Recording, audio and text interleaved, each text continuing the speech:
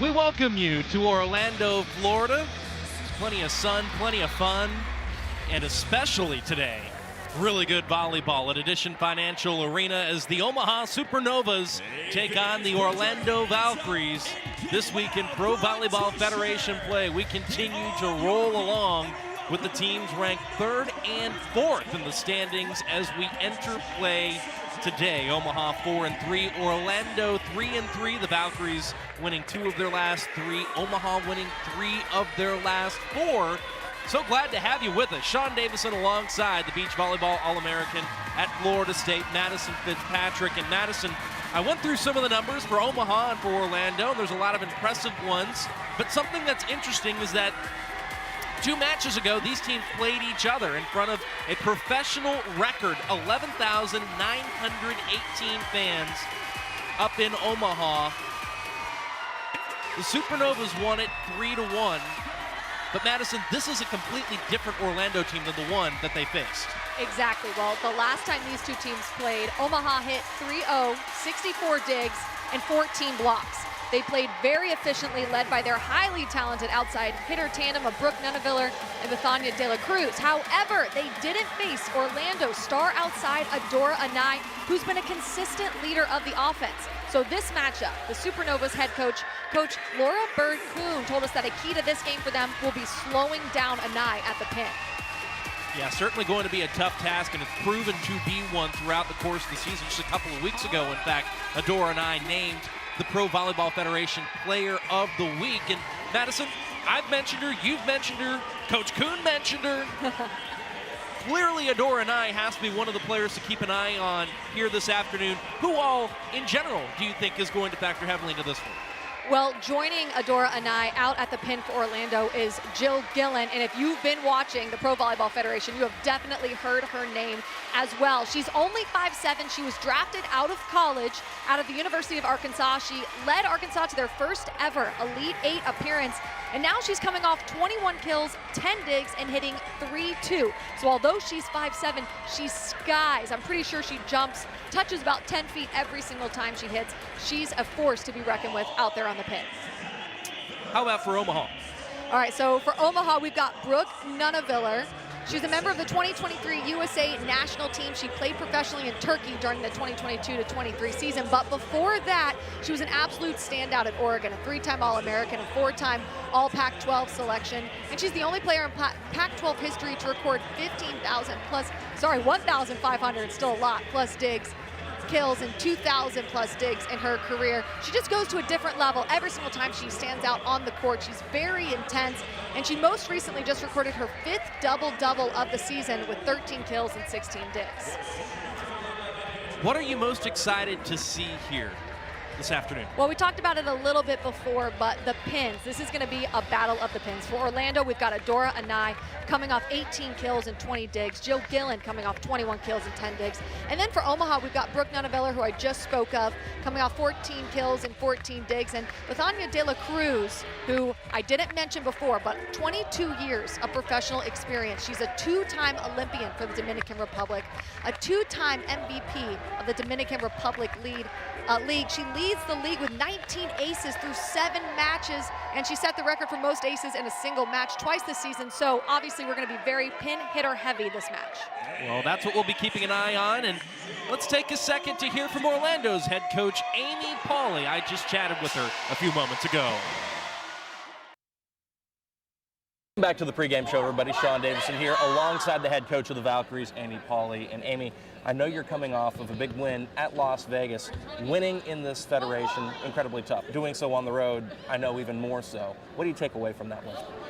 To me, that win was just a gut check for us. It was a long trip. We flew from Vegas, from Omaha. It was a battle. We knew they wanted revenge on us.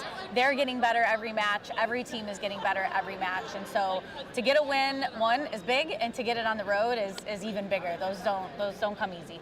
Now, you mentioned flying there from Omaha. You got Omaha again here today. I know you didn't have everybody at your disposal in Nebraska, but what do you take away from that match as well?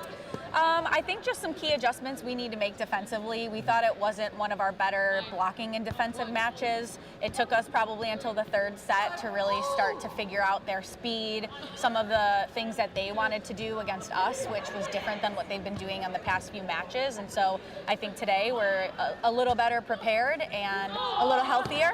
And so I feel like we should be good to go.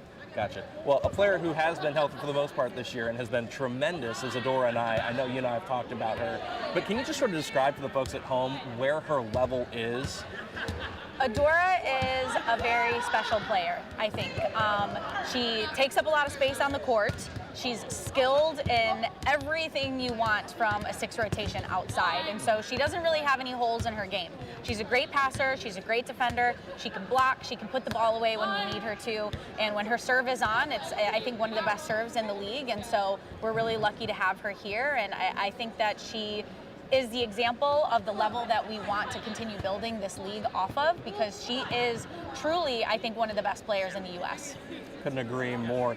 And looking at this matchup, I know you just played Omaha, and so you've got a fresh reference or a frame of mind there on that. You've got two teams here, both slated early on to be playoff caliber teams, 3rd and 4th to this point in the standings.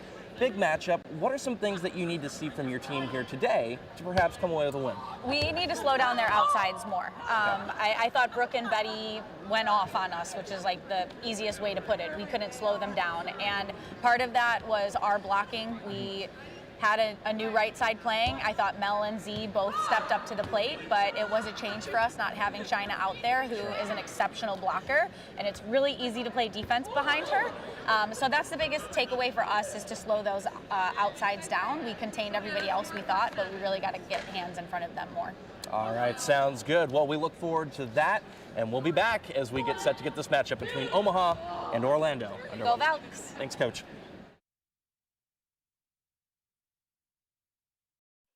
High Performance Moment of the Week, brought to you by Ren Athletics. 14-12. Sydney Hilly. Maddox pulls the setter off. Right side swing. We're done. Match point. Las Vegas takes their inaugural match and starts at 1-0. Gear up with the official Pro Collection apparel today. Available exclusively at renathletics.com and provolleyballshop.com. On the slide, Brown! Good set by Havili for Molly McCage. Third goes over, handled there, at the net. It sets up perfectly. Dimitrova lands it with the right hand. Top serve and an ace. Taylor Cruz at 18 on the year. Back throw attack! Count it! Courtney Lush! Evans! Why not? The wait is finally over. A concept years in the making becomes a reality tonight. We have stars that are sure to make a splash and turn some heads. There are stars everywhere you look. No secret that tonight's going to be epic. Prepare to make history. And we are underway. And what a start. And a serve for Whiteley. Picks out Nunaviller. Just so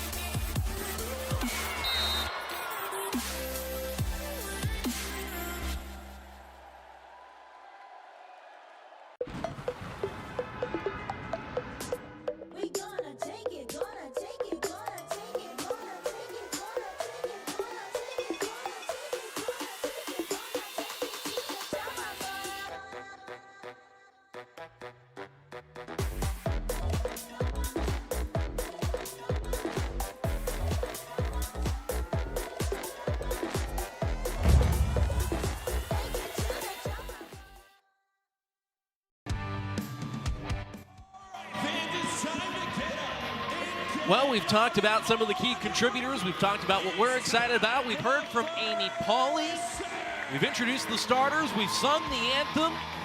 That must mean one thing, Madison. It's time to play some volleyball. It's game time. I know I'm excited. We've got a packed house here in Orlando. It's a rematch, too, and there's always just a little bit of extra oomph every time you do a rematch, so I'm excited. I know the players are, too. In case you're just now hopping on YouTube and joining us, first of all, welcome. Second of all, worth mentioning once again that these two teams played 2 matches ago. Orlando making a trip to Omaha. Since then, the Valkyries then went to Las Vegas. and won that match 3-1. The Supernovas, after beating Orlando 3-1 in Omaha, then went to Columbus where they lost in 4 sets to the Fury in the Fury's franchise opener at Nationwide Arena.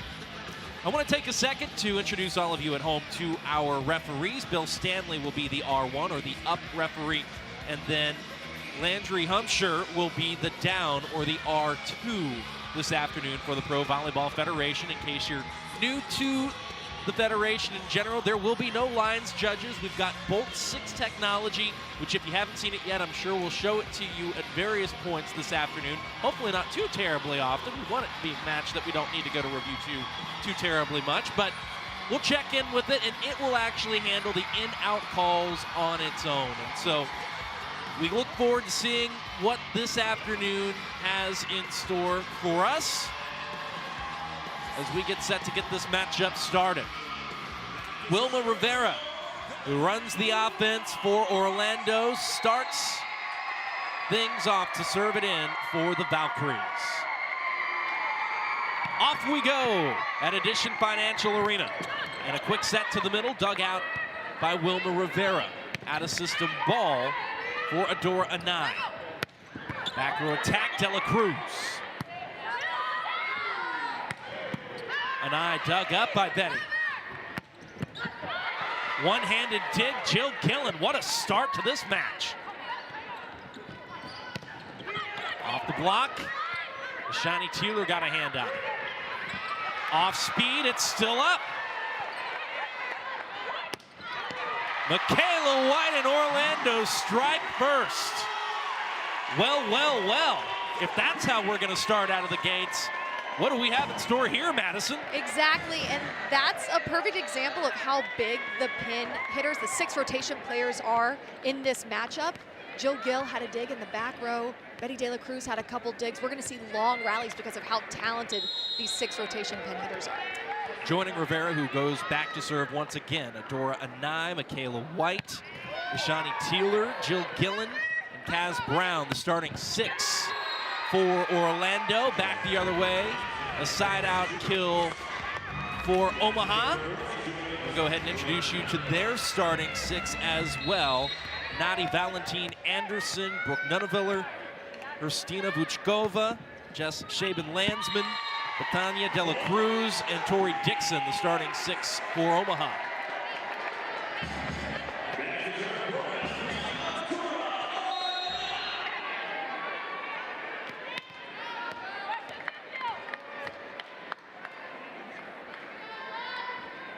Two-one Orlando.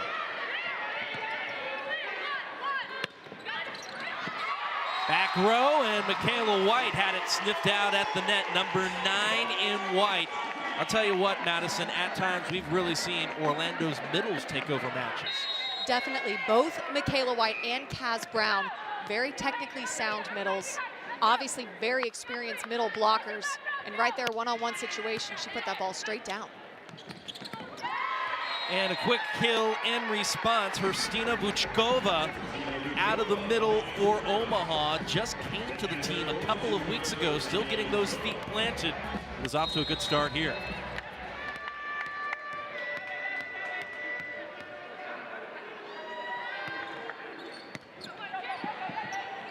Vuchkova serves it in. Orlando sends it over.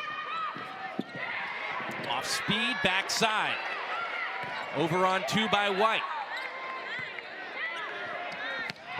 Gillen dug up and out, and Jill Gillen is in the scorer's column. And that was an out-of-system play, first of all. Fantastic dig by Georgia Murphy. Pancake keeping the ball alive, and then she follows it up with an out-of-system set perfectly to Jill Gillen's arm, who cranks it cross-court with all that power behind it for the kill. Nuneviller to the floor on serve receive, and Orlando's block is flexing early. And that's going to be a point of emphasis for Orlando, shutting down Betty De La Cruz, who's got 22 years of pro experience, is such a talented outside hitter. De La Cruz, this time with the roll over the block. There's Ashani Teeler. Started the year as a practice squad player for Orlando. No touch. Point to the Valkyries. Shaven Landsman right there looking for high hands. That was a tough set coming over across her body. She waited on it, but just could not tag those fingertips. That will send Michaela White back to serve.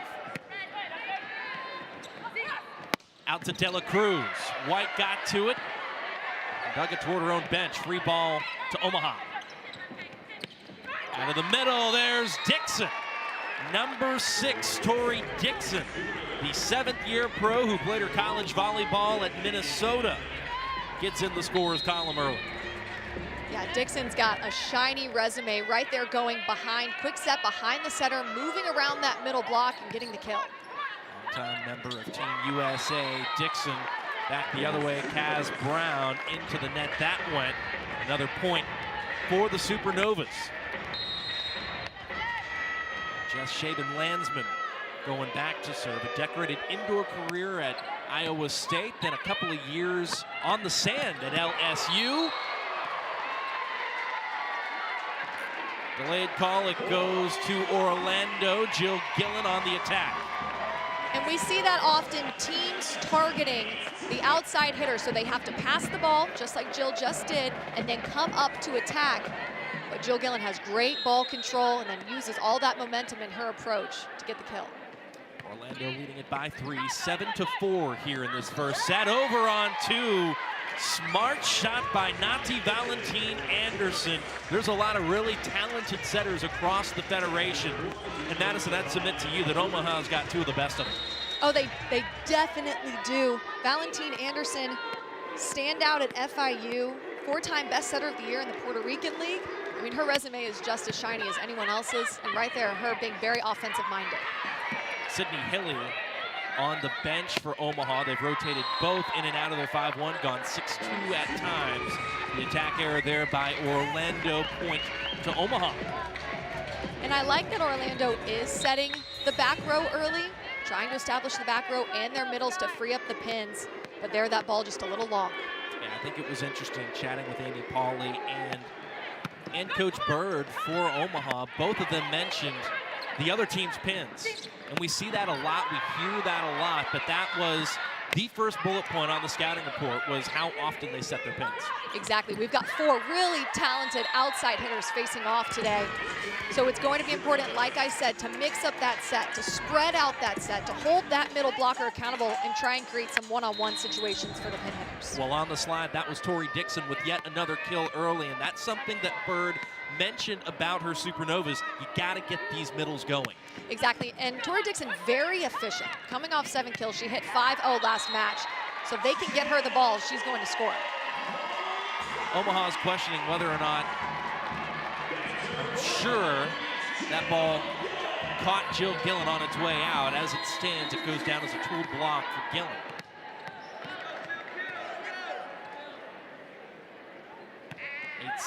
Or will make it 8-8, and that'll be something that'll be interesting to watch for the Valkyries. At times this season, serving has been a real challenge for them. Exactly, they have been practicing, honing it in, being a little bit less aggressive and just getting it in, but whenever the game first starts, it is easier to miss because you have all those nerves just building up for this moment. Taylor with the tip from the back row, now they're digging that ball up, and Orlando stringing together a couple of points here. Wilma Rivera finds the Terraflex. And that's one of the fun things about both of these teams running 5-1s is their setter is in the front row, so they themselves can be an offensive weapon. And both of these setters are offensive-minded. And both have called their own #2 success here in the first 17 points of the match. Jill Gillen, what a swing that was. Nice up by Omaha. Off-speed tip. Valkyries.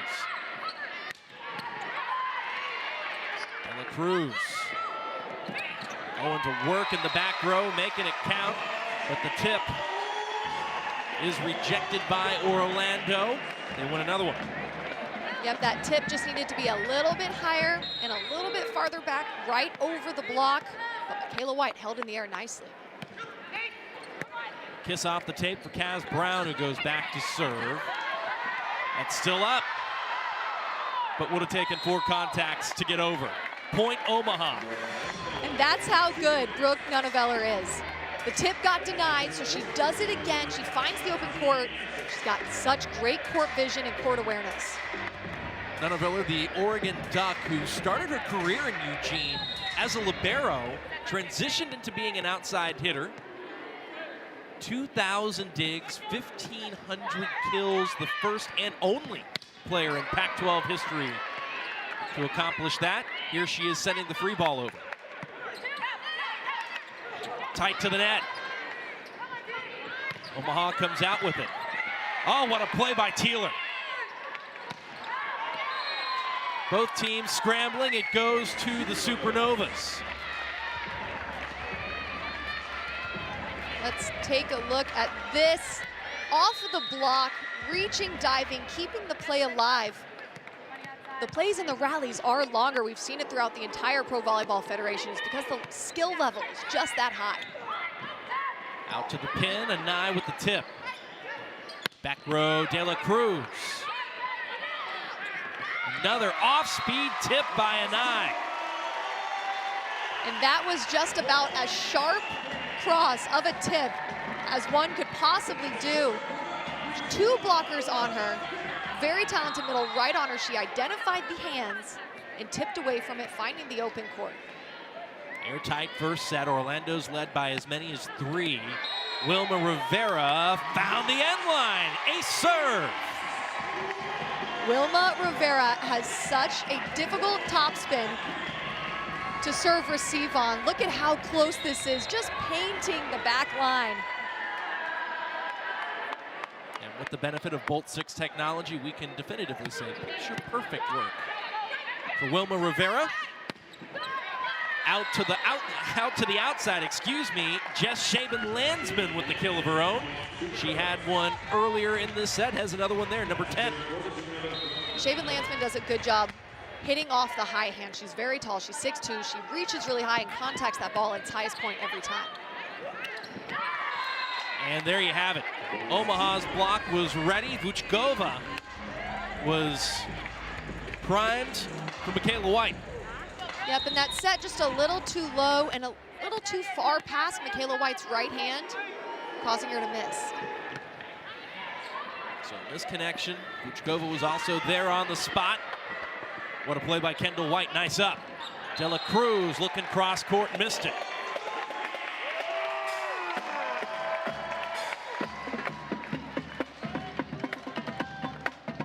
So back and forth we go. These teams now just trading side outs as Adora Anai makes her way back to serve. 6th-year pro, played her college volleyball at the University of Utah.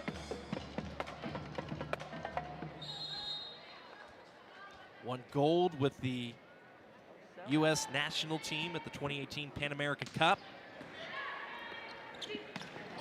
Number of Team USA players, that's over on 2. And that's to the floor. Michaela White had an open net and knew exactly what to do with it. First of all, I want to give props to Brooke Nunneveller, who covered that so well. We said she used to be a libero. She's elite at defense. But then Michaela White saying, no, not this time. I'm going to finish it. Swinging straight in front of her, avoiding the block and down. Anai back to serve. That's out. And so Omaha is back within 1. Tori Dixon checking back in, rotating onto the front row. Vuchkova back to serve. Georgia Murphy on serve receive. Teeler right side, number 21 in white. I mentioned it earlier. She started the year on the practice squad for Orlando. The Valkyries ran into some injury issues, and now she's been activated. Played well in Omaha, and with her kill, that'll take us to a mid-set media timeout. We're here at Edition Financial Arena. Orlando leading at 15-13, midway, set 1. NCAA women's volleyball will never be the same. Students of the game will study this era for generations, but we're only getting started. Sign up for pre-sale, news, and more at ncaa.com/volleyball.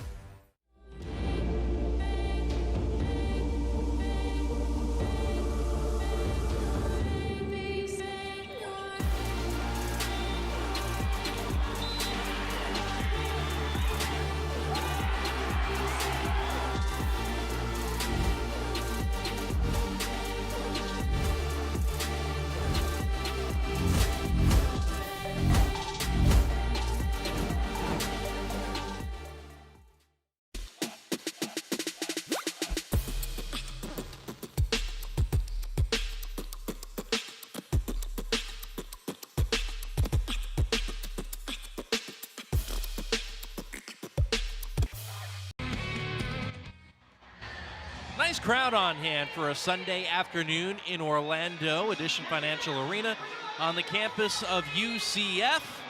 Spring sports underway here on campus at UCF. In fact, just a few steps away, the UCF Knights playing a baseball game here this afternoon. Made a little bit of an adventure for us to find a parking spot in the parking garage.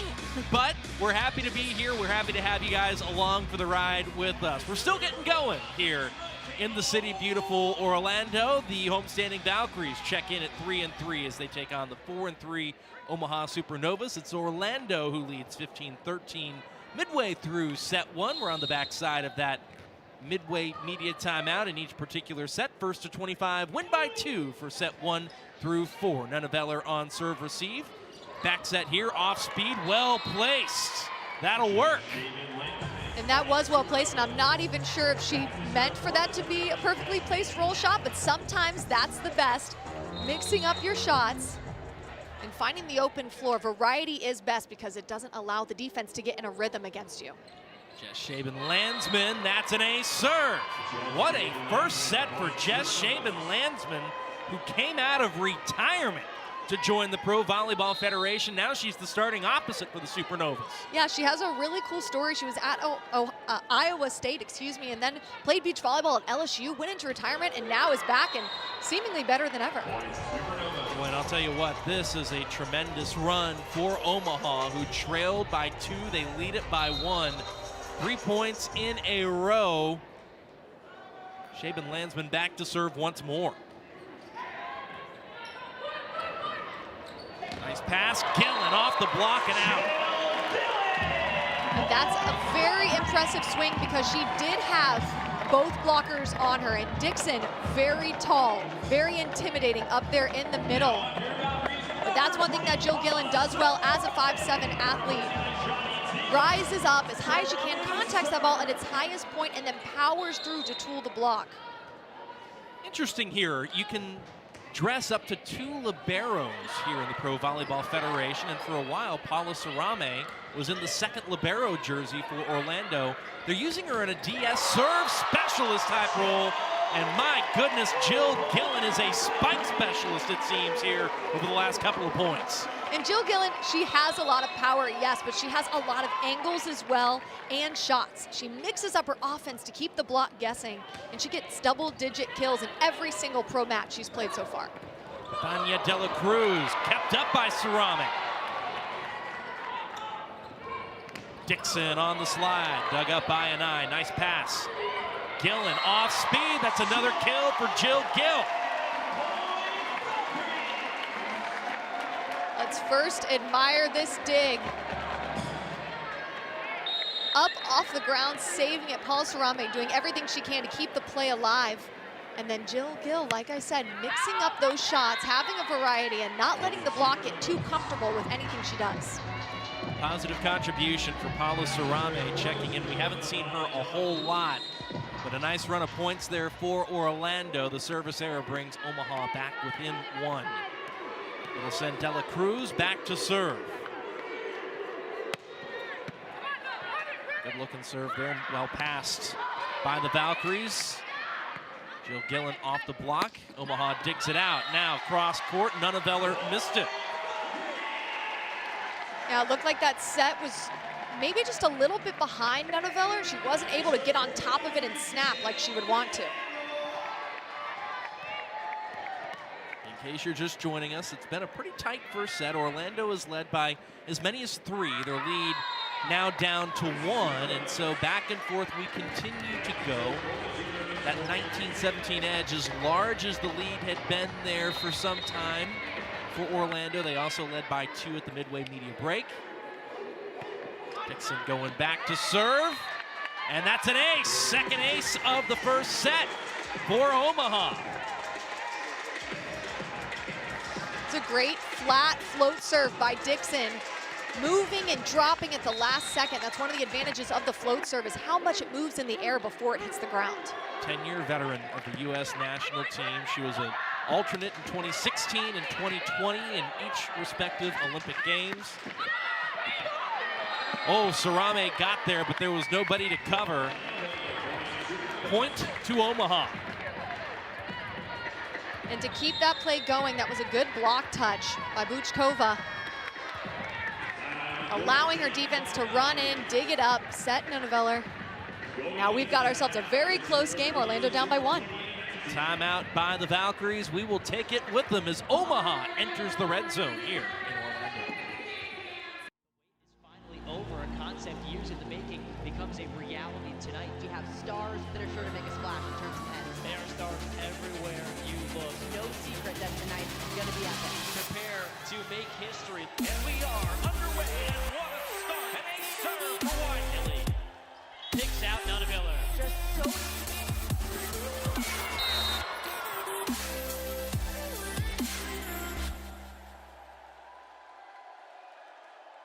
It's the high performance moment of the week, brought to you by Ren Athletics. 14-12. Sydney Hilly. Maddox pulls the setter off. Right side swing. We're done. Match point. Las Vegas takes their inaugural match and starts at 1-0. Gear up with the official Pro Collection apparel today. Available exclusively at renathletics.com and provolleyballshop.com. Back here in Orlando, Omaha leads set 1 by 1, 20-19 over the Orlando Valkyries. Oh, what a block that was by Omaha. Rejected with emphasis. That finds the floor. Impressive stuff by the Supernovas. And that's one of the disadvantages of being a pin-heavy hitting team. That block there, set, ready, and timed perfectly for Adora Nye. Nani Valentine Anderson, one of the emotional leaders of this Omaha team. Back row, Dela Cruz. Off speed, Anai off the block and down. Adora Anai, we know she's got a hammer, Madison, but she has gone to the off-speed stuff to good success here in this first set. Exactly, and that's what separates the average from the elite. The ability to, once you get blocked, to realize you need to take something off of it, to do something different, because the block does have a good read on you. And Adora Anai as elite as it comes. As Brown serves it in. Noneveller, cross court, found the sideline. Noneveller runs a fast set. You see there, really quick. She's coming in fast, using all of that momentum, dropping her thumb, sharp cross-court swing with no one around it. We'll send Valentine Anderson back to serve. Back row, Gillen. Missed it. Close to that corner, and it'll make a jaw drop, but that's another point on the board for Omaha, who has their largest lead of this set. I believe the Valkyries want to chat about it. Another timeout by Orlando. And Omaha going on a run here late. You can tell they're very comfortable in these situations. They're very composed, very experienced as a team, and they look very confident here late in the set. Let's talk about that experience while we've got a chance, Madison. 82 combined years of professional experience with Supernovas. That's got a lot of value. Exactly, and when speaking with Coach Bird before the game, she said it's fun because their IQ and their level and skill is so incredibly high. They're so seasoned that really she's just a manager of communication. They can kind of coach themselves out there. They've played enough volleyball, 82 combined years to be exact, where she's just a facilitator of communication, and it's really fun for her. Yeah, she said that they can take care of things on their own. They want to take care of things on their own. They're pros. They've been at it for a number of years, but they also want structure. So we came to the agreement in our pre-match conversation with Coach Bird that's almost like the bumpers in a bowling alley. They're there, they exist, they keep things from going too off the rails, but there's still freedom for things to happen in between. Exactly. There's a nice balance that it's obvious that the Omaha Supernovas, the players and their coaching staff have found throughout this season. Well, they've got one of their more experienced players back to serve, and Valentine Anderson, a member of the Puerto Rican national team, did play in Rio in 2016. Puerto Rico placed 11th, in fact.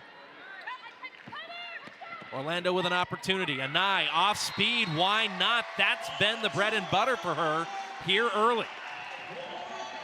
Why not is right over the block, seeing the the block. It touched middle blocker's fingertips, but it was just a little too far out of reach. She's very comfortable with every single shot. She hits every area of the court, it seems. Wilma Rivera back to serve. Orlando trailing by 2. Nice pass there by White. This time on the backside, there's Nunneveller. Speaking of, there's Teeler. Ashani Teeler with another kill. And even though Teeler came in later into the season, she's very comfortable in the red zone and in these pressure situations. Middle block there, not all the way closed. And Teeler took advantage, driving it through that open seam with a fast arm swing. 1 point first set between the teams slotted 3rd and 4th. Early on in Pro Volleyball Federation play, top 4 teams will go to the playoffs in May. Still a lot of volleyball before we get there, but that's where they are, at least for the moment. Here's Nunneveller. What a swing down the line. Shaben Landsman backside. Teeler digs that one out of the net. Back to Shaben Landsman. Gillen gets it over. What a play! Nunneveller off the block. A 9! Wow, what a rally! Adora Anai, the hot hands now and always. What a rally, so incredibly long. First of all, this defense reading that swing, diving into that open seam where the block was open. But then Adora Anai saying, I've had enough with this rally, let's put an end to it. Very sharp cross-court swing. I said right before that she hits every single area of the court. Well, there is a perfect example. Get this. Orlando now on a run. Timeout by Omaha. We're knotted up at 23 here in this first set after the most electrifying point of the bunch. And I think it was interesting too because Coach Bird told us Orlando's defense stood out to her. You know, the block we've talked about, but also she said that defense can be frustrating at times, and it was at times for Omaha just a couple of games ago. Exactly, I did find that interesting as well. She said Orlando's very scrappy. Adora Anai back there at middle back has a really good read on things, and then you've got Jill Gillen. When she's in middle back, she makes these really fast, quick twitch digs. Obviously a seasoned 6th rotation player, and then of course have to get credit to Georgia Murphy, who's been laying out for these balls, seeing the tip, reading those roll shots, diving in, throwing up those pancakes. It's been so much fun to watch, and it's tied 23-23. It doesn't get much more entertaining than this. There's Murphy, the libero in the different colored jersey, number 5 for Orlando, a player that, like Nunneveller, in fact, was at Oregon. She became the libero at Oregon, and Orlando's head coach, Amy Pauley, said she was familiar with her. She said, don't want to hit the ball toward her. That was her scouting report when she was at USC. There's Omaha striking right back out of the timeout. Just Shaben Landsman delivers the Supernovas here at set point. It'll be Nunneveller to go back to serve. And it's an error. On we play, beyond 25 will go.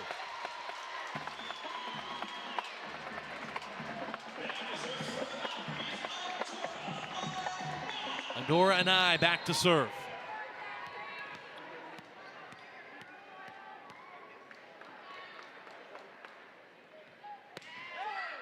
Just clearing the net, and that is a perfect serve. Anai drops in the ace, and Orlando finds themselves with set point. Timeout, Omaha. And usually when you're top spinning, you drive that ball deep. A lot of the times we see it painting the back end line, but there it was almost like a roll shot from that far back, dropping right in front of that serve-receive line. She has so much control back there on the serve-receive line, and we've talked about it before, but the jump topspin, everything has to go your way. The toss has to be perfect, your hand contact has to be perfect, the approach has to be timed correctly. And right there, Adora Anai putting on a clinic for perfectly placed serves. Second ace of this set for Orlando to 4 errors, a much closer ratio for them where at times this season the errors have far outnumbered the aces. Omaha, solid as well, 2-2. That's exactly what you want. You want one ace for every error, and that's what the Supernovas have done. It's just unfortunately for them, Adora Nye drops in an ace, knotted up at 24. And so Orlando has an opportunity here. They've led the majority of this set, Madison, but if you're Omaha, who do you go to? Where do you want to go? They've got a lot of weapons and a lot of really good ones at that. Exactly. If you are Omaha, I think I'm definitely going to De La Cruz. She's the veteran. She's the hot hands day in and day out. She leads this team. Let's see what they decide to do with it. Set point for the Valkyries. Each team has had one here in set one. De La Cruz on first contact. Shaben Landsman on the backside. What a swing by number 10. What a first set for her as well. Yeah, we've seen her hit every single area of the court. They're dropping her thumb, going deep down the line, mixing up her shots. She's a very patient attacker. She waits on her approach, times it out right, and then contacts it and snaps at its highest point. 5th kill of this first set for Jess Shaben Landsman, hitting 280. Gillen has a handful of her own. Here's De La Cruz off the block. Rivera covers. This is an out-of-system ball to Gillen. Omaha sniffed it out. And now the Supernovas have to scramble. Gillen. What a rally. Out of system once more. Never matter. Orlando once again stands at the doorstep of set one. And that set a little farther off the net than Gillen is used to, but she has so much body control. And she swings high on it. And she's very athletic as well. Sometimes she doesn't need her full approach moving forward. She can stand and jump and power through any block. She sees the block well, yeah. Excuse me, 6th kill of the set for Jill Gillen. 1 attack error, she's hitting 500. Wow, and she's coming off 21 kills and 10 digs, so she's just on a roll. 26-25 Orlando, their second set point. Audi Cruz, their veteran, into serve. And it's a service error. Sometimes that is hard. Coming off the bench, you're a little cold. You know, you're coming in to do one job, but you're not as warm as the players on the court, of course, so it is easier to err. Georgia Murphy, the libero for Orlando, subs in place of Audi Cruz. Jess Shaben Landsman, who has led the charge for Omaha here in set one, goes back to do the honors. 10 on 10, Gillen looking line, missed it. And now Omaha stands at set point. Whoa, they overturned the call.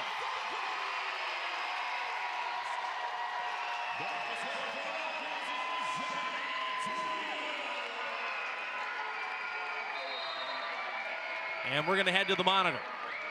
Yep, Jill Gillen thought there was a touch on that ball. Omaha does not. We're so late into the set, every single point counts. Every point matters. Now what I'm not sure of, I didn't see anybody touch a monitor on the Omaha bench. I'm not sure if Omaha has formally challenged this, or, which is also totally possible, the refs themselves can initiate a review without it going against either team. And so I'm not sure if this is Bill Stanley making the call or if this is going to be Omaha challenging that call. Either way, we saw the signal from Bill Stanley that we're going to be referencing bolt 6 on this play. And there you see both head coaches. Amy Pauley on the left, Laura Bird-Kuhn on the right. Now she said just call her Bird. She even said when she was a college coach at Texas A&M, she told the PA announcer, just call me Bird, not Coach Bird, call me Bird. We're getting used to that. Was there a touch? Let's see what Bolt 6 says. That is a tough call. You see there, possibly could touch her pinky. Valentine Anderson was very passionate about not touching it though. And that is actually not a Bolt 6 angle. Apparently we're challenging whether or not there's a floor touch. So worth mentioning that we are stationed well off of the floor, so we don't get that direct stream of information as to what exactly is being looked at. I was under the impression we were looking to see if there was a block touch. Either way, the point stays with Orlando as it was reverted to when called. The Valkyries are once again at set point. De La Cruz erases it quickly. They targeted De La Cruz in serve receive. She is so seasoned as a serve receiver. Perfect pass to the setter. And then you see they're swinging high and over the block. That is her bread and butter, contacting it as high as it can be, and then swinging over the hands of the blocker. Betty goes back to serve. And I jammed up on the pass. Dixon went with the tip, had it knocked back. Nunneveller rolls it over the block. On the slide, Kaz Brown. And that's Kaz Brown doing the most right there. Up in the air, ready for the block, transitioning off the net. Quickly and efficiently, you see her there running behind. That's called a slide.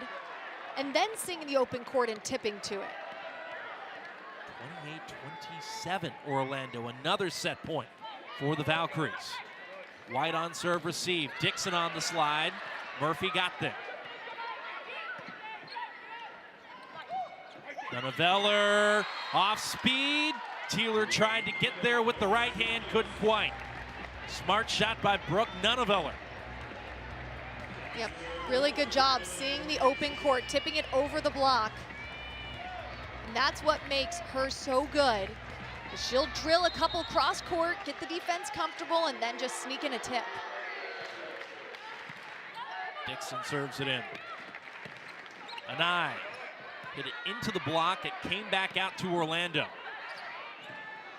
Nunneveller off the block and out. Omaha has a set point of their own. When speaking with Bird before the match, she said Brooke Nunneveller just goes to a different level of intensity. She is so competitive, and she's the one you want to set in these high pressure situations. Dixon serves it in once more. Brown off speed. Nunneveller again. Nice pass by Gillen, and that finds the floor. The block seals it for the Supernovas.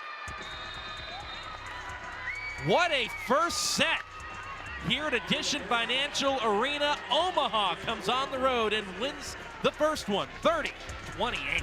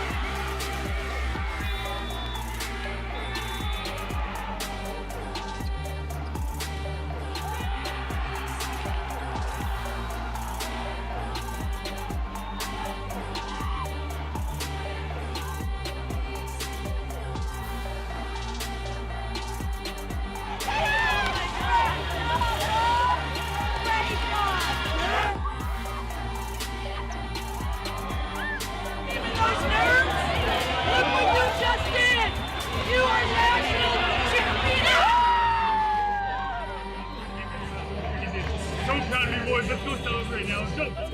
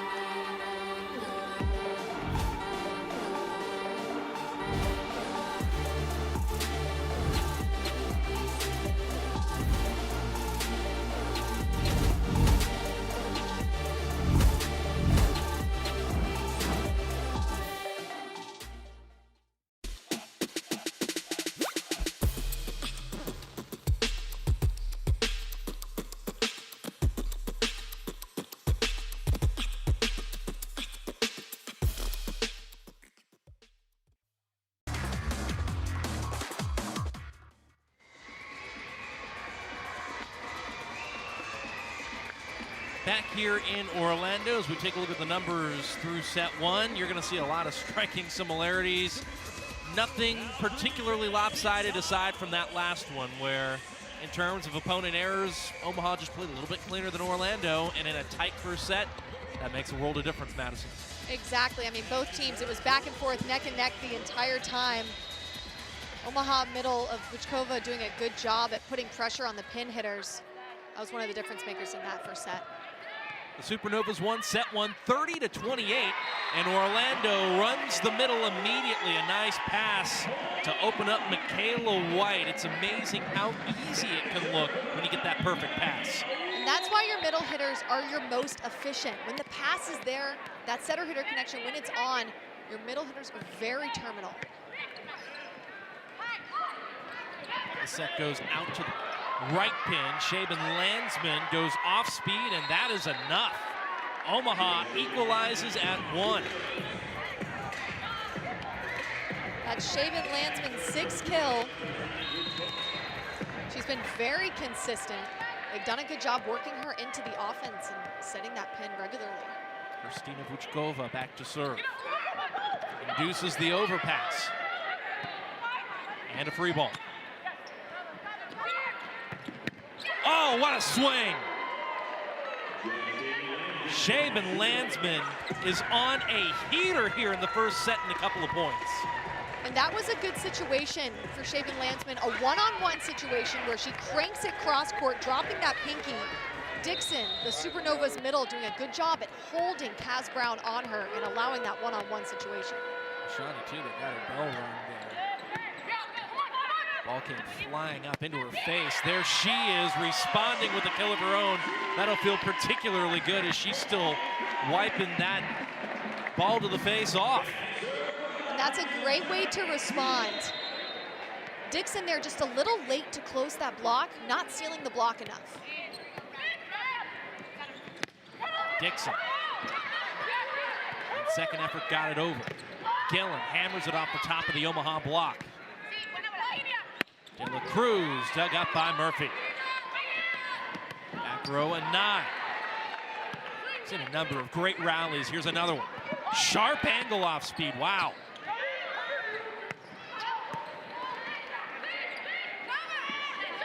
Back row, Nunneveller. On we go.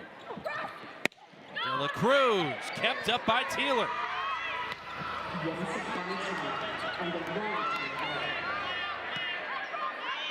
Some audio started playing in the gym mid-rally. We're still playing.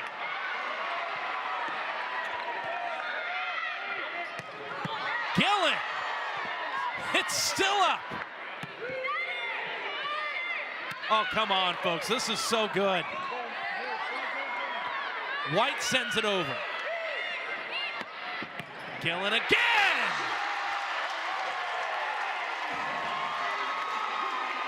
The talent of the defense is what keeps this alive for so long. Look at the dig, Kendall White. But then who better to finish it than Jill Gillen, cranking it down the line, squeezing it right to the right of Shaban Landsman. I wish we had a stop clock on that play. That was a long one.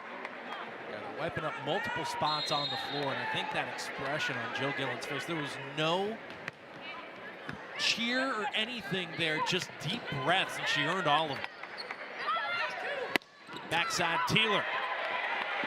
And that's out of play into the scorer's table. It goes. Another kill for Ashani Teeler, who has a couple here in set 2. And I like how much they're using Teeler. Off the net, on the net, it doesn't matter. She's been very effective coming in, bringing a new energy to the team. Teeler, who was recently named an assistant coach at Vanderbilt as the Commodores get their program up and off the ground ahead of this NCAA season this coming fall.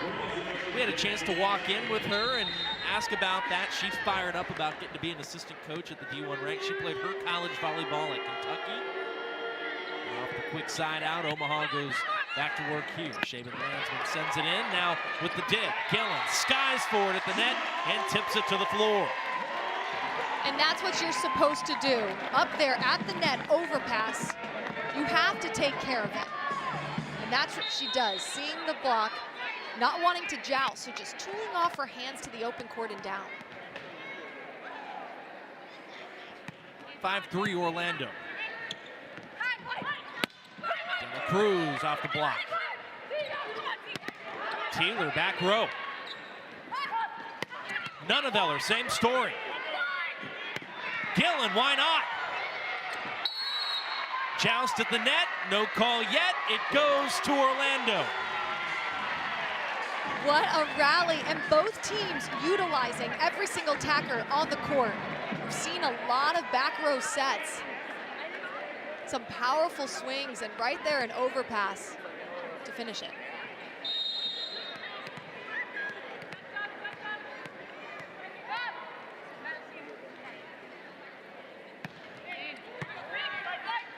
Cruz on serve receive. Dixon on the slide, and that's tipped back into the antenna. Point Omaha. And Dixon is a 7-year pro. She's very experienced. You could tell if that set not perfectly to her, she's going to tip it. She's going to take some off of it. She's a 3-time All-American at Minnesota. 7th all-time with the Golden Gophers in terms of blocks, over 500 in her career.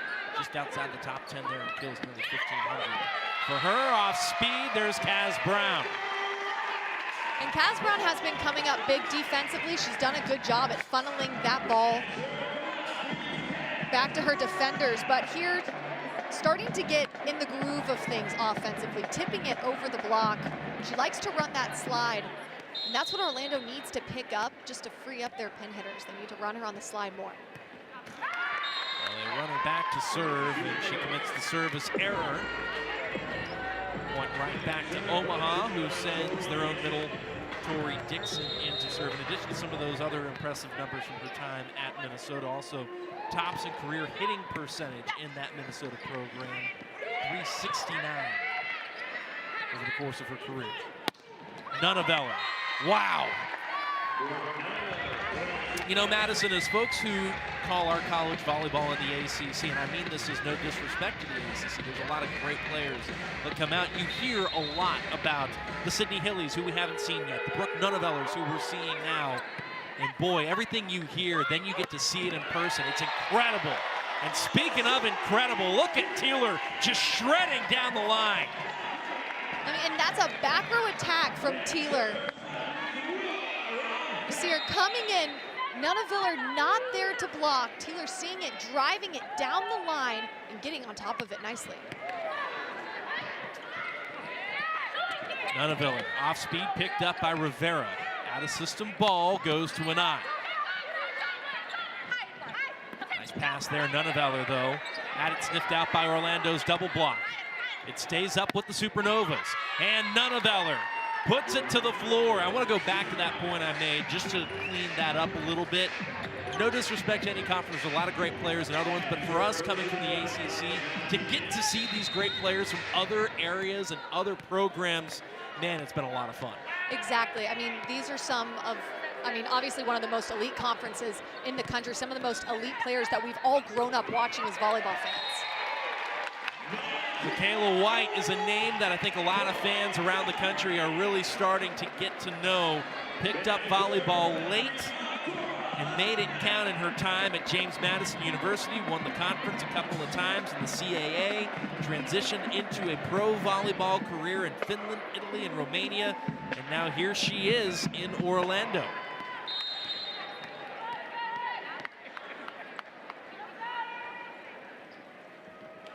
Anaya serves it in.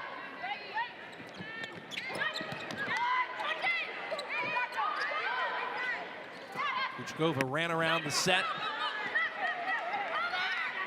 Back set, Taylor! Hot hand, Ashani Taylor here in set number 2. Taylor has an incredible amount of range, and also good for Wilma Rivera, Orlando's setter, knowing that she's hot, feeling the block. She's got great court awareness and situational awareness, goes back to her, and it paid off. Taylor drafted 19th overall in the collegiate draft. Oh man, what a sharp angle there. And just missing the sideline was Nunneveller. Nunneveller is a very explosive attacker. She likes to run that quick tempo set to the pin. She's very explosive and she hits those sharp angles. She hasn't had many errors, so that one is definitely excusable. Service error by Adora Anai. Going back to Omaha. Orlando for the moment led by 4, now down to 3. We've talked a lot about Brooke Nunneveller. It's a name you'll hear a lot, not just in Pro Volleyball Federation play, but also internationally. Has played for the U.S. national teams at various stages, at just about every conceivable phase. On the junior national team, on the collegiate national team, and in fact, made her women's national team, the senior national team that is, debut back at the 2023 VNL. So Nunneveller, the star power continues to climb. Exactly. She's come into this Pro Volleyball Federation with all of that behind her. And day in and day out, she performs at such a high level. She's recorded 5 double-doubles of the season so far. Played some Athletes Unlimited here in the interim between her college career and all that international play, and now being a Supernova. Finished 3rd in this last season of Athletes Unlimited play. Back after it here. Orlando sniffed out the tip. Back row Anai, covered well. Valentine Anderson got there. Teeler off speed. Shaven Landsman had it knocked back. De La Cruz picked up by Gillen. Teeler, was there a touch somewhere? No, point Omaha. Let's take a look at the scrappiness from the Supernovas setter, laying out, reading that ball really well. And then right here, Teeler trying to swing high hands, that block up very high, but not able to grab those fingertips. Nice press from that block as well. Very controlled and pressed at the right time. I believe he had a challenge for a block touch. Orlando thinks they saw one, and they were right. That is the Bolt 6 technology just flexing on everybody. It's a hefty investment, and tip the cap to all the owners of our respective teams in the Pro Volleyball Federation for making it. It provides those angles. If you watch tennis, it's like Hawkeye at Wimbledon that tells you whether a ball was in or out, except not just in-out calls, but so much more, including almost microscopic looks to determine whether a ball was deflected or touched or anything else. Whoa, no question if that was touched. A huge stump block for Orlando right there. Jill Gillen tracking that ball really well, set up that block perfectly. Kaz Brown closing, timing it out right, and pressing those arms over the net, turning that palm into the court. Once again, Orlando stepping it out to a 4-point lead, a quick service error. Omaha still within range. The Valkyries led a couple of times by as many as 3 in the first set. Omaha had their runs. Both teams had multiple set points in an extended affair. High reach by Gillen, and man, Valentine Anderson is so scrappy. She covers a lot of floor. Teeler off the block and down. Have yourself a set. That's Teeler's 8th kill of the day so far. And you see her there, it's that quick arm swing. Dixon not there at the right time, not pressing enough on that block, and Teeler's arm swing is so fast. She sneaks it right through that seam. Teeler also hitting 5-0. She is 1 for 2 every time she goes up to hit, which is really efficient for a pin attacker. 6 kills on 9 swings in this set alone for Teeler. High reach by Dixon, that'll find the floor. Dixon at Minnesota is the program's all-time leader in hitting percentage. Like you said, at .369, so she's very efficient. Right there, getting some space from the setter, seeing the court really well and tipping it too. And not just at Minnesota, too. We've mentioned a couple of times these teams just played a couple of matches ago. She hit .500 against Orlando on 7 kills, added in 5 blocks. Did Dixon. There's a service error, point back to the Valkyries.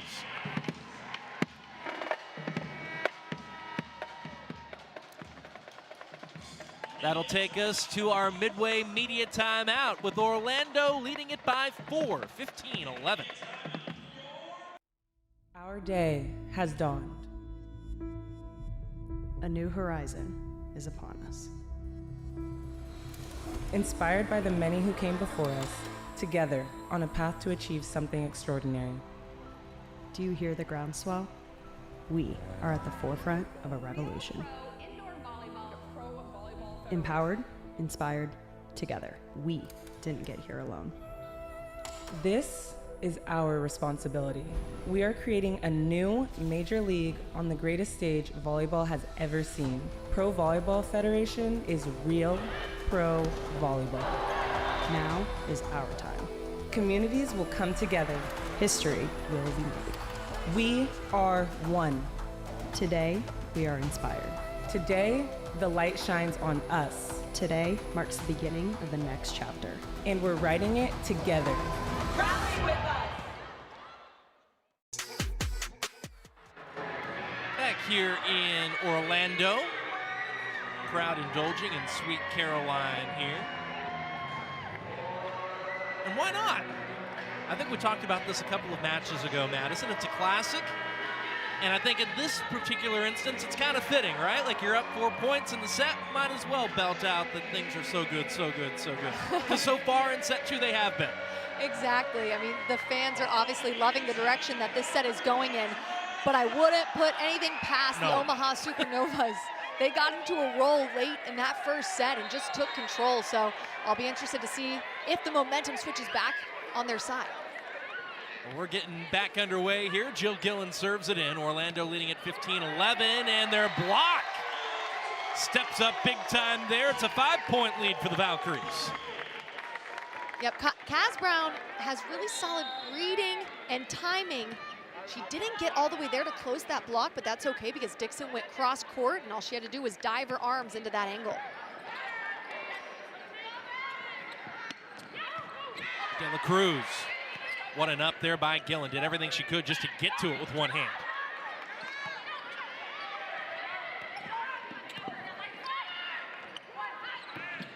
Dixon down the line.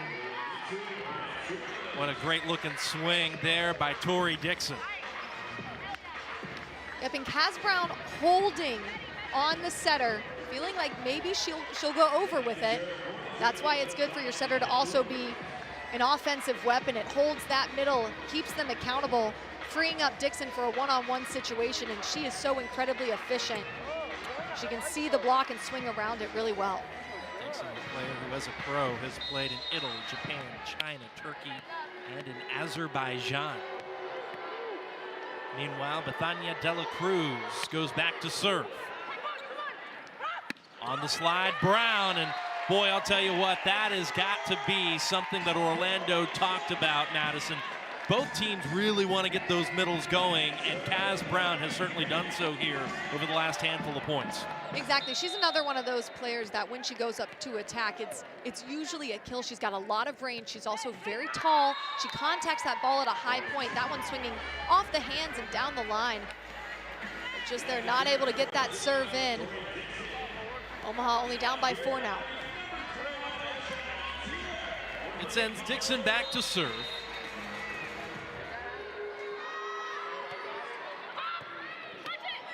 Overpass, and just out of play. That was close here on the near sideline. Good discipline by Omaha. Watching that one carry out.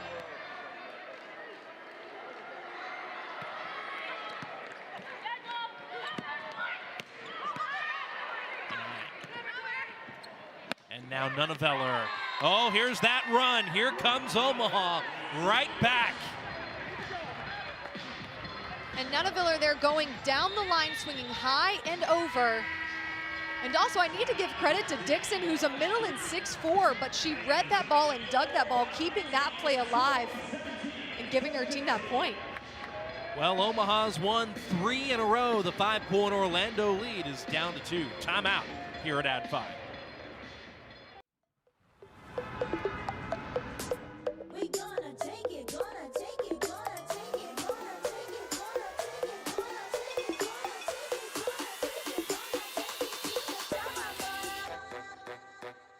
The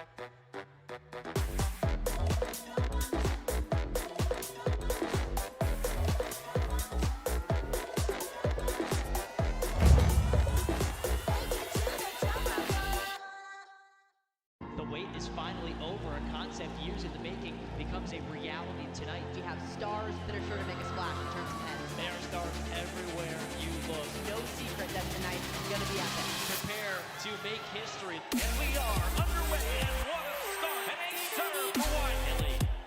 Picks out Nunaviller. Just so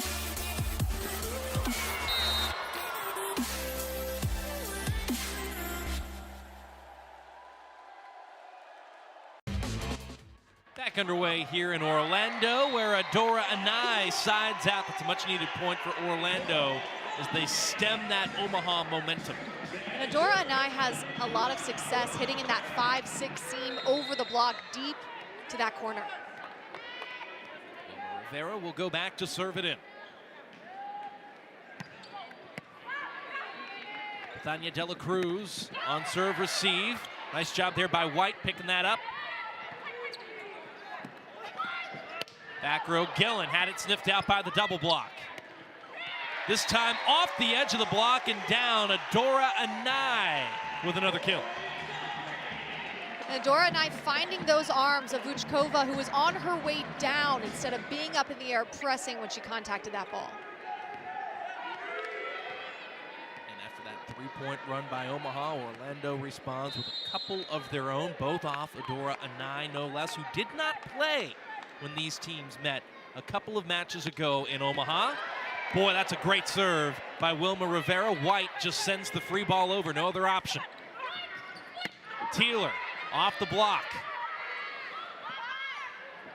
Nunaviller had it stuffed. Michaela White and Ashani Teeler forming the double block tandem. We have ourselves a net defense battle back and forth. Omaha Supernovas right before that having a really good block touch, keeping that ball alive, but right there, no ability to cover that ball. Orlando perfectly timed, pressed, palms facing in the court, sending it straight down. And just like that, the Valkyries once again lead by 5. They have entered that red zone portion of the set. The last 5 points, 20-25 in sets 1 through 4. In case you're just joining us, back and forth first set that each team led at various junctures by 2, maybe 3 in Orlando's case.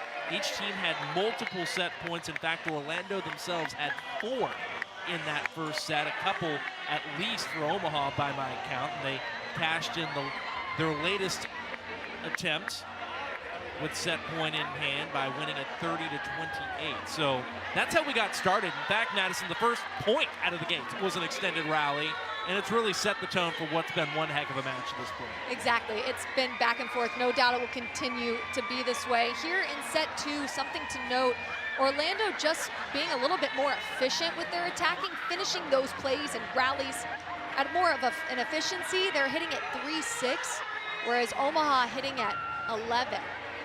So that's one thing that I could say could be the difference maker so far in this set.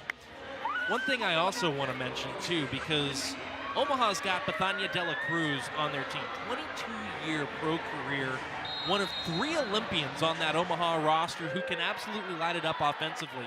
Haven't called her name a lot there, but quietly approaching double-digit in digs. I mean, she has just quietly and solidly contributed, and that's what being a pro is all about, Madison. Exactly, and also on the serve-receive line, she controls that first ball contact so well. Her resume, you know, it just lists a mile long with awards and accolades throughout her pro career. She's pretty much as decorated, respected, and revered as they come in the volleyball world. 4-point lead here for Orlando. Valentine Anderson serves it in. Taylor had it rejected by the block, but the Valkyries keep it up. Anderson pin to Nunaviller. Taylor had it dug up, by Valentine Anderson.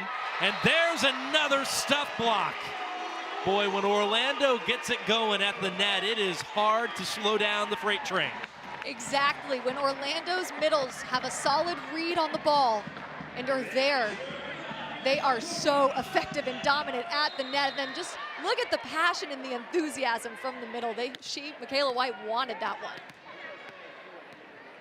21-16 Valkyries.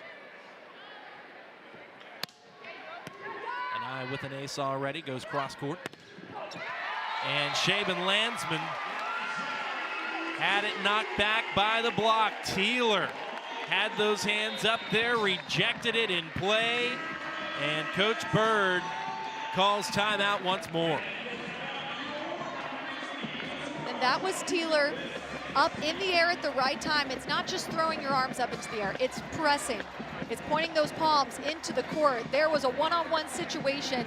Kayla White was late to close that block, but Teeler dove her arms into the right seam and shut it down. Largest lead of the set for Orlando, who now lead it by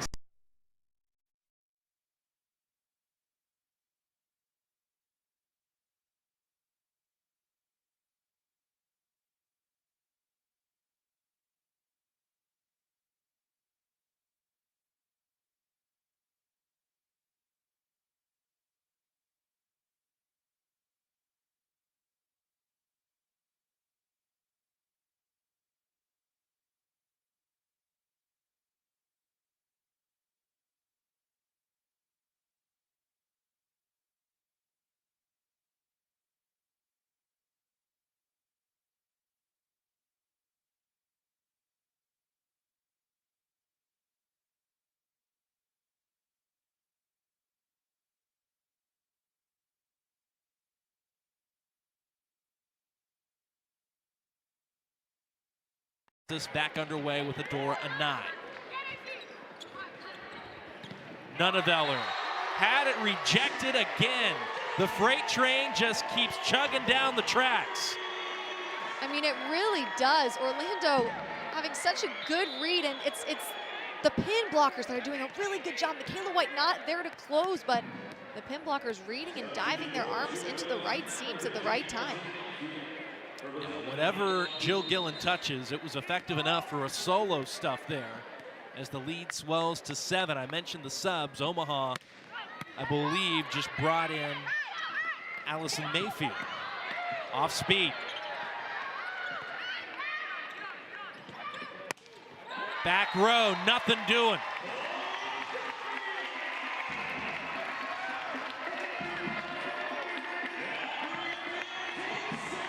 And this ball kept alive by Adora Anai, who's one of those 6 rotation players that is just as strong in the back row as she is an attacker. Whole bunch of set points for Orlando. That'll burn one of them. And if you're Orlando, you're thinking one more point. Focus on this pass, this set, and this kill. You want to finish it as fast as you can as to not give the Supernovas any extra confidence or momentum. Bad pass there by Jill Gillen. Never mattered.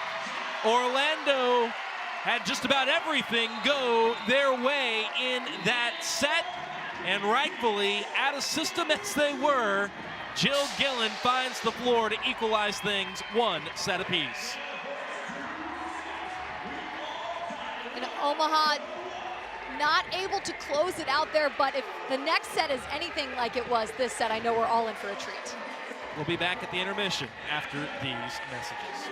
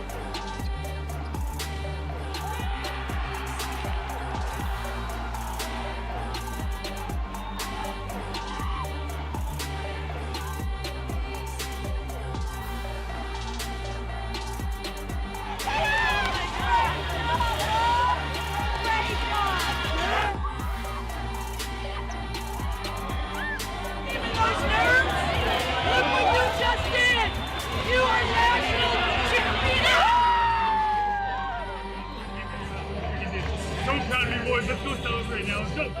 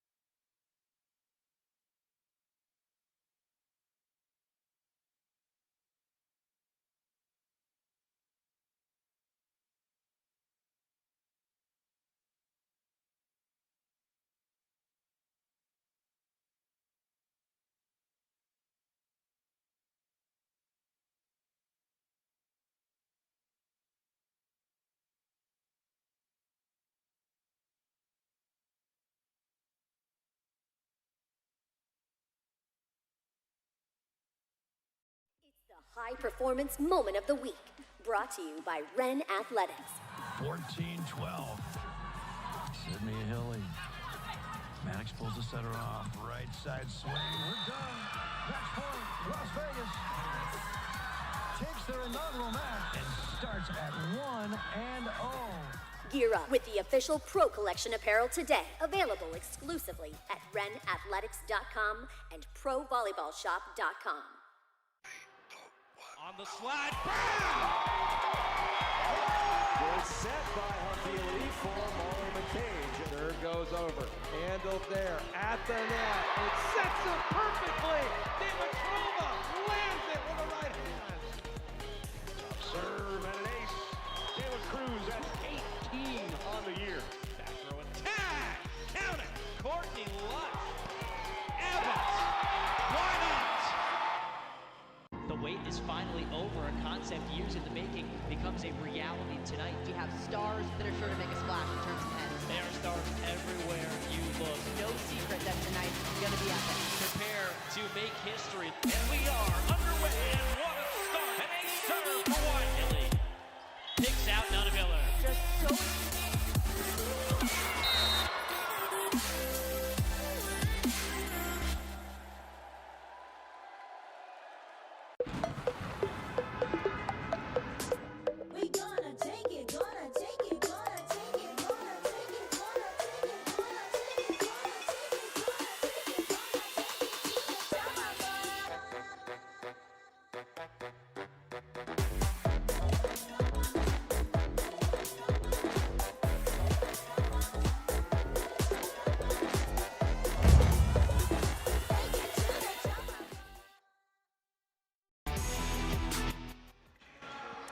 Back here at AdFi as intermission continues in the city. Beautiful Omaha taking on Orlando.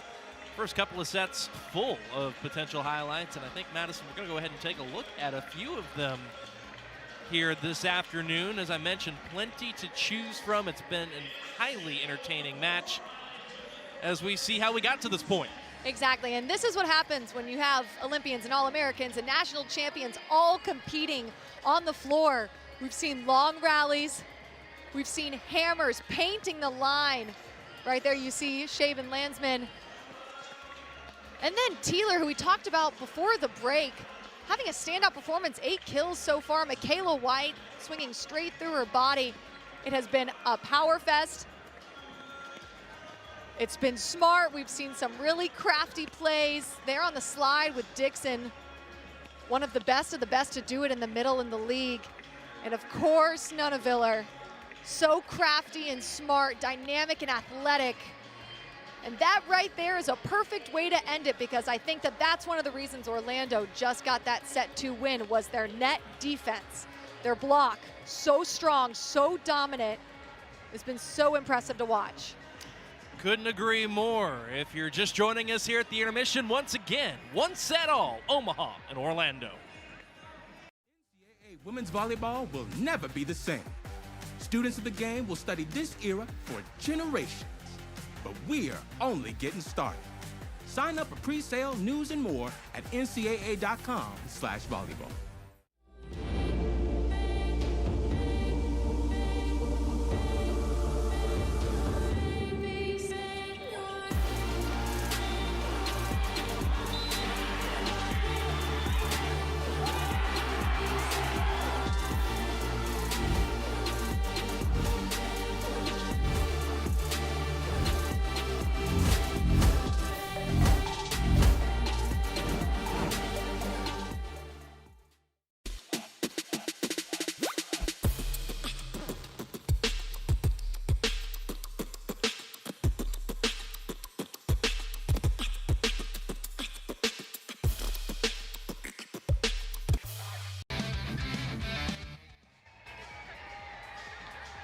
All right, here we go.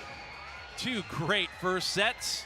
Back and forth went set 1, and by all accords, for the most part, set 2 felt that way until Orlando just put the pedal to the metal and put down just about anything that Omaha put on net and ran away in the later goings. That leads us to this. The teams have swapped sides, unlike at the NCAA level where they swap every single set. Only one swap at the intermission, so that'll be Omaha on your left, Orlando on your right. And we're still perched up here where we began. Madison Fitzpatrick, Sean Davison, as we get set for set number 3 here in Orlando, Florida. 4-3 Omaha, 3-3 Orlando, each winning a couple of their most recent matches. Omaha actually coming in off a loss, but winning the 3 prior. Orlando winning 2 of their last 3, and it's Omaha who quickly jumps on the board first here in set number 3. And that was Maggie Cartwright, who's drafted number 22 overall by the Supernovas in the 2023 U.S. College Player Draft, in the game, making a difference right off the bat. Player we weren't sure we were going to see a lot of getting a start here as Dixon puts that ball down. It's 2-0 Omaha. Solid swing by Dixon. That's what she's up there to do. Man the net, control any overpasses, and put that ball away. Here's Betty De La Cruz. And there's a service error. It'll be interesting to see if Omaha can get her going. A player that averages between 2.5 and 3 kills per set coming into this match, only has 2 through the first 2 sets here against Orlando. There's Cartwright off the right pin. Gillen rockets that through the seam. That'll get out of play. And this is kind of fun for those who follow college volleyball. Now we're going to see Gillen and Cartwright face off. Both were teammates and captains at the University of Arkansas. Both led their team to an Elite 8, and now they're facing each other off here in the Pro Volleyball Federation. And both 2 of the most prolific scorers in Arkansas history, no less. There's Teeler and Brown with a block. Orlando trying to keep that momentum rolling. And there's Brown getting there, following Dixon, staying on their middle, but then just having to take a quick step to close that block out to the pin.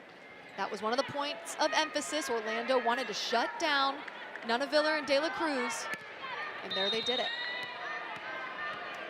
Momentary delay to dry up the Terraflex. Michaela White serves it in. Dixon goes off speed. And the set attempt to Teeler crept over the tape, and that was easy pickings there for Omaha. Nunaviller just snapped the wrist and to the floor it went.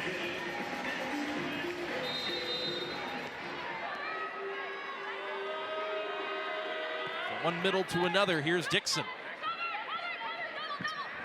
Orlando transitions out of a less than ideal serve-receive pass, and Gillen just puts a hot shot right to the floor. You see how powerful Gillen's approach is. And she uses her arms to get up into the air. She really uses her legs, uses her entire body and momentum to get up. Cartwright had it dug up. Gillen had it rejected by her former teammate. This time with the roll. De La Cruz back row. Gillen's not a back row player, but she swings from there. Omaha tracks it down. Tip the cap to Kendall White. Cartwright off the right pin.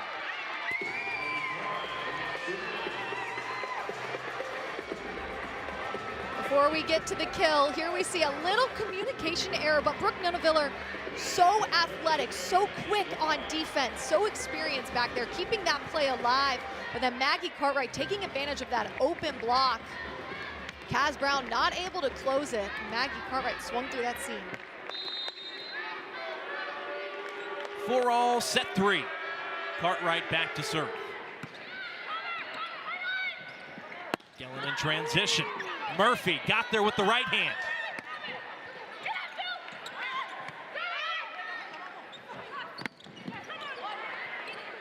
Kuchkova.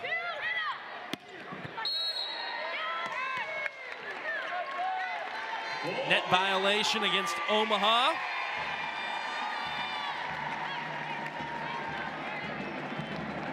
Georgia Murphy throughout that play, the libero for the Valkyries. She's so quiet out there, but she is so consistent. And she does the little things so correct. She keeps her team in system a lot of the times, and although it's not the flashiest of digs sometimes, she is so elite back there and is such a solid leader. Yeah, she's a player that her head coach Amy Pauley told us that she thinks at some point in time, Georgia Murphy is that diamond in the rough that eventually could wind up on the national team. Nunaviller on the attack, that's in the antenna though. Point Orlando. And sometimes that happens, either the set's a little too far outside your body or your swing too cross body, too down the line.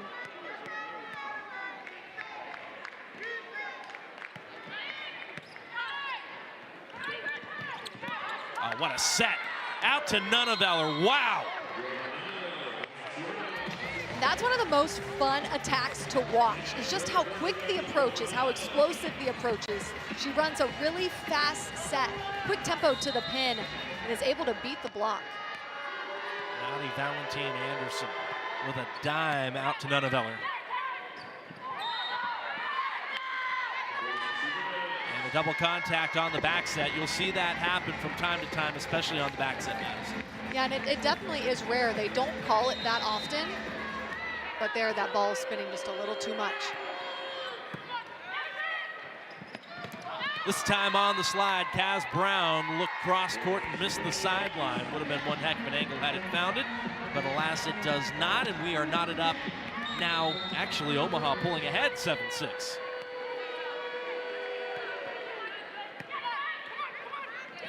A good pass there. And Adora Anai is the beneficiary at the pin. And Adora Anai is so dynamic and deceptive as an attacker. She goes up, body facing angle, rips it down the line. You see that, dropping that pinky, getting on top of it and hitting it straight down. Kaz Brown back to serve. And there to try to cover. And she lays out on the Terraflex for an extra second or two. That's dug out of play, point Omaha. I like the characters on this Orlando team. They let their personality shine Whether they're excited, whether they're not exactly feeling themselves in that particular moment, they just sort of invite you in, don't they? Exactly. They're athletes and they're people, and it's really cool to watch their personalities shine out there. Service error by Omaha. Orlando sides out immediately.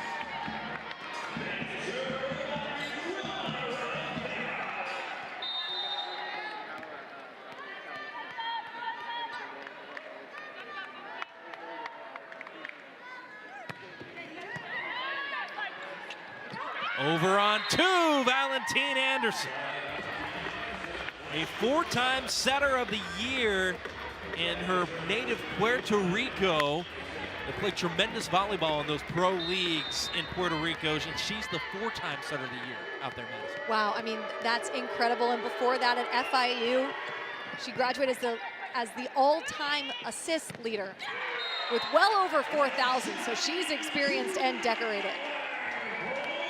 Certainly qualified to call her own number, and Ashani Teeler continues to roll here. I mentioned at the intermission she hit 460 in set number 2. As an opposite, you're not always going to get the best located sets on that respective pin, but she certainly has made the most of her opportunities here. White tried to clean up the overpass. Not to be. This time, Nunneveller goes to work. Excuse me, that's not Nunneveller. I apologize.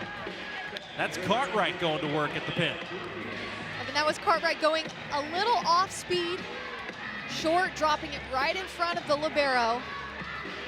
Well placed and well executed.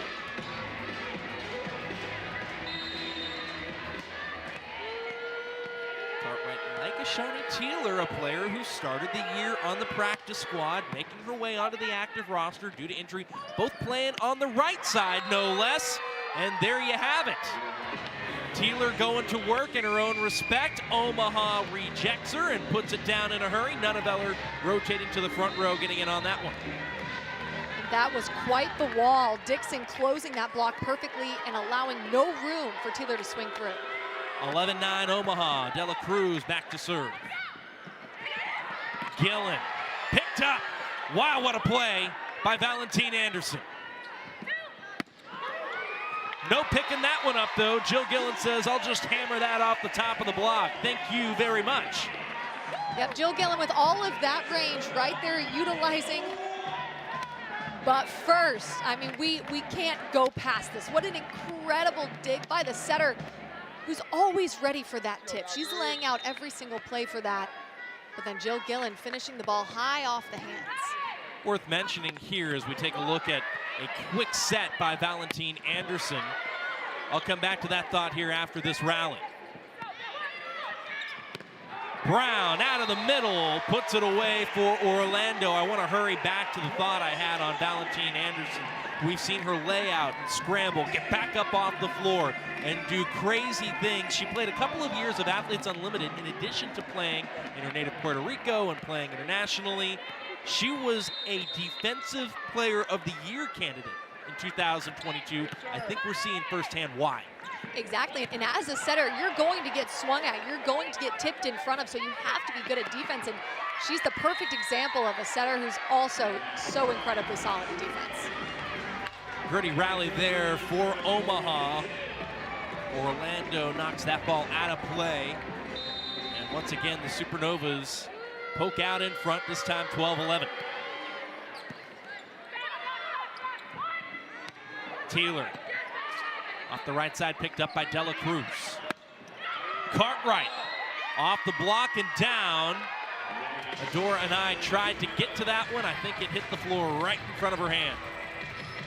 Dela Cruz did a good job at controlling that pass off of that block touch right to the setter, allowing Maggie Cartwright to get a perfect set and kill.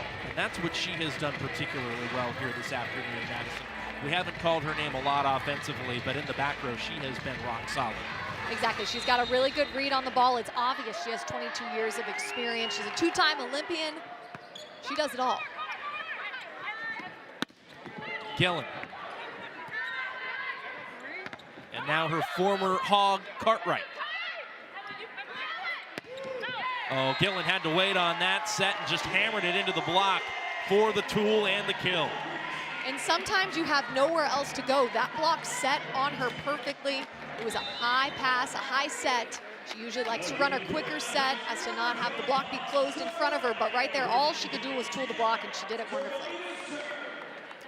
And Orlando looks to bring in Paula Sarame, their defensive specialist, who began her college career at the University of Florida, then went to Indiana, and was picked up here as, whoa, picked up and put down. Jill Gillen on the block.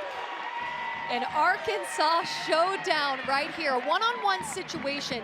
Jill Gill rising into the air. Look how high she jumps, diving those arms into that angle, putting that ball straight down. You see the smile on her face. That's worth the smile. That is also a real nice pass to Valentine Anderson. Nunneveller goes off speed at the pin. Gillen, high touch. Back set, Cartwright dug up by an eye. Back row and eye. And it looks like it's an illegal back row attack by Orlando. Yep, and that happens whenever you jump in front of the 10-foot line. You leave the floor in front of the 10-foot line. You have to jump behind it in order for that to be legal. Both of these teams would certainly like to intentionally set the back row. They've got weapons capable of doing damage. Joust at the net. Nunneveller on the attack. Once again, that's in the antenna. We saw that thing vibrating like crazy there. Point Orlando. And we're all tied up again. Neither team able to gather much momentum or break away just yet. It's been a set of side outs and at best mini runs as Jill Gillen goes back to serve. De La Cruz sends it over on the slide. Kaz Brown missed the sideline. A little off balance there, it appeared, and so Omaha leads it by 1. Midway through set 3, timeout on the floor. We'll take it with the Supernovas and the Valkyries. Got a darn good matchup here in Orlando. Finally over, a concept years in the making becomes a reality tonight. We have stars that are sure to make a splash in terms of heads. There are stars everywhere you look. No secret that tonight's going to be epic. Prepare to make history. And we are underway. And what a start. And a serve for Whiteley. Picks out Nunneveller. Just so...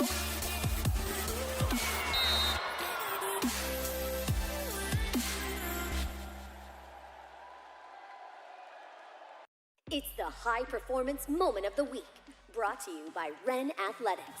14-12. Sydney Hilly. Maddox pulls the setter off. Right side swing. We're done. Match point. Las Vegas takes their inaugural match and starts at 1-0. Gear up with the official Pro Collection apparel today. Available exclusively at renathletics.com and provolleyballshop.com. Great to be here in Orlando as these young fans flex at Addition Financial Arena. Some question to see who will be flexing between the Supernovas and the Valkyries as matches end here this afternoon. First matchup here in the City Beautiful that hasn't occurred at prime time. Every other match has started at 7, this mid-afternoon tilt here in Orlando. Omaha got here a couple of days ago. In fact, they've done some practicing, they've done some exploring while they've been down here. The weather has been picture perfect. I mean, if I wasn't in a suit, I would have considered walking to the gym today. It was that good and still is that good outside Addition Financial Arena as we get back to work. Jill Gillen launching from the back row, picked up by Kendall White.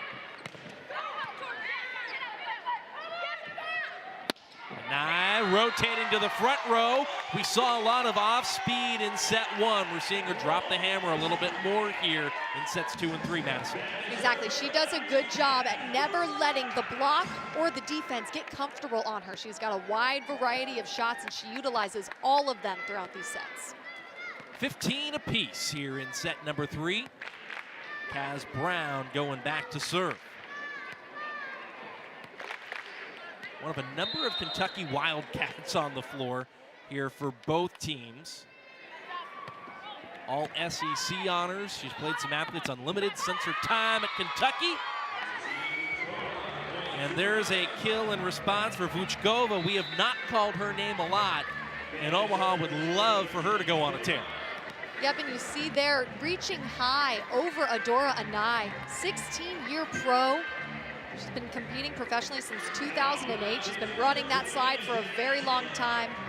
And I would definitely look to Omaha to utilize her more. And despite only being in Nebraska for a couple of weeks, she's a player that Bird had told us she is very direct. She asks a lot of questions. She's a player that Bird loves to coach. Exactly, and you have to respect that from an athlete. If you want to be the best, sometimes you have to ask questions. You have to realize sometimes you don't know everything. She seems very humble and confident. She wants to be the best she can be, and that's why she asks all those questions, and I definitely respect that from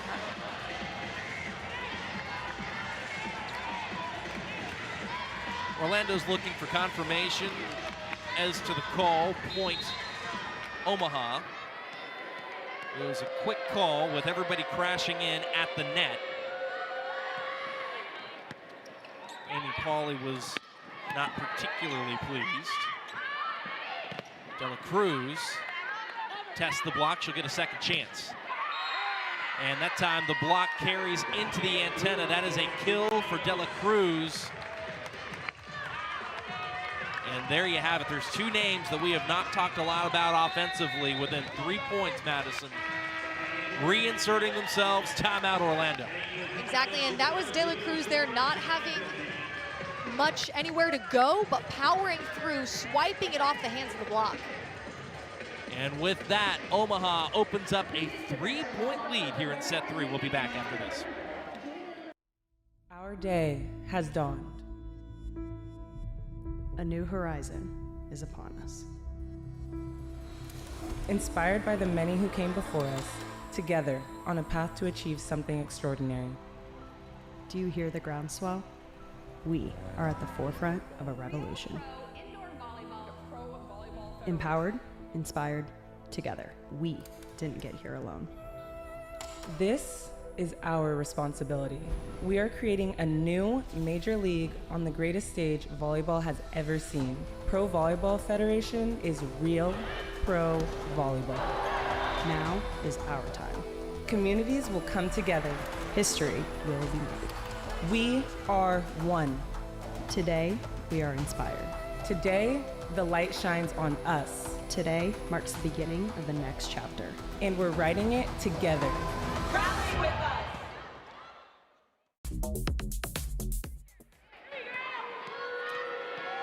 Back here in Orlando as Pro Volleyball Federation play continues between the Valkyries and the Omaha Supernovas. Shani Tueller on the run. Back row attack. There's Brooke Nunneveller. And man, we mentioned that back row attack is an added ingredient. They both of these teams, I should say, have the capability of doing it and doing it effectively. Coach Bird told us that is one thing they need to intentionally do. Check that box right there. Exactly. They wanted to establish the middle. They wanted to establish the back row. And that's very useful when setter Valentine Anderson is in the front row to have that option as a back row attacker in Nunneveller. 4-point lead for Omaha on the road, tied up one set apiece. Does Orlando have a run? Adora Anai says, I don't know, but I've got this point handled myself. And that was a good block touch by Valentine Anderson. Adora Anai just powering through, getting it high off the hands and a little too far out of reach for the Supernovas defense. 19-16 Omaha, Wilma Rivera back to serve. It's a good one. Man, pushing pin to pin, Dela Cruz down the line, count it. And there she is, and you see why she's one of the best. She has such a smooth swing. She's so controlled. That set, pin to pin, a little bit inside, but De La Cruz able to get her feet there and swing down the line. Perfect placement by her. I mean, we're talking about a player who had 2 kills in the first 2 sets and has 2 in this rotation across the front row now. Cartwright off the right pin. It is an Omaha onslaught. It was a great deep swing by Cartwright, painting that back line. Jill Gillen not deep enough, not able to dig that one. And like you said, Omaha coming away with it a little bit here, up by 5 now. Much the same way Orlando ran away late in set 2. We're starting to see Omaha put the pedal to the metal here, Madison. And I think for me, the thing that stands out just in terms of names I'm throwing out there, I'm saying De La Cruz a lot more, I am saying Fuchkova a lot more, and I'm still saying Nunneveller a lot, including from the back row.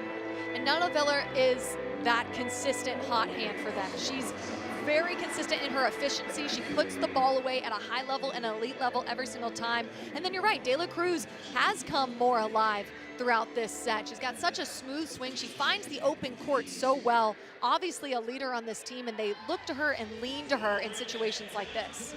Just some more info on Betty De La Cruz, with particular regard to what she's done so far in Pro Volleyball Federation play. She has played in and started in every single match at this point. Why wouldn't she? But in 5 of those, she has 10 or more kills. She has as many as 14 in a match. She, if you don't mind me stepping to Athletes Unlimited, a couple of years ago, she was the Athletes Unlimited champion with a record 4,600 points in that round-robin type format where your team constantly changes. I mean, she can score and she can get things done in a hurry. In addition to AU, in addition to this, in addition to her work on the Dominican Republic's national volleyball team, she's also played for pro clubs in her native Dominican Republic, in Puerto Rico, in Japan, South Korea, in Turkey, Russia, France, Indonesia, and Kazakhstan. She is decorated, respected, and revered, and it is so much fun to watch her here today. 4-point lead, make it 3 off the ace. Orlando says no more story time. We think it's rally time. And it's one thing to have a powerful topspin with a lot of strength behind it, but it's another thing to place it so well. And that's what Adora Anai just did there down the line. Perfect placement.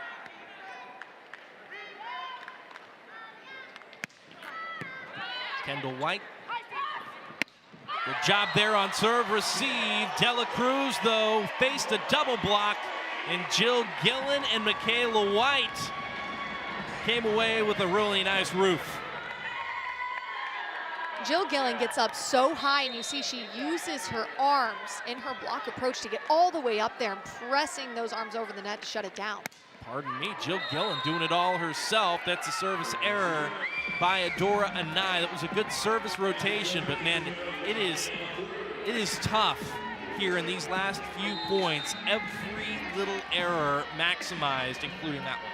And if you're Orlando, you have no room for error at this point. They're 3 away from winning. You're 3 away from tying it up. You need to be flawless. Good pass there. Teeler off the right side. Omaha can't dig it out of the net.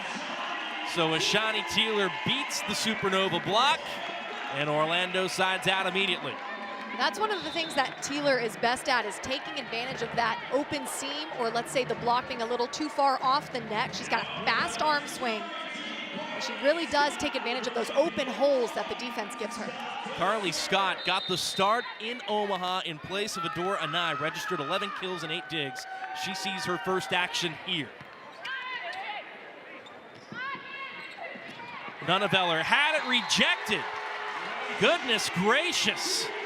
Orlando is really thickening the plot here. Timeout, Omaha. And Azani Teeler was, like we said before, on the practice squad, got bumped up, and is really taking advantage of this opportunity in front of her. She's having a standout day. Will this be a come from behind set for the homestanding Valkyries, or will it be one that gets away from the Supernovas, who led by as many as 6?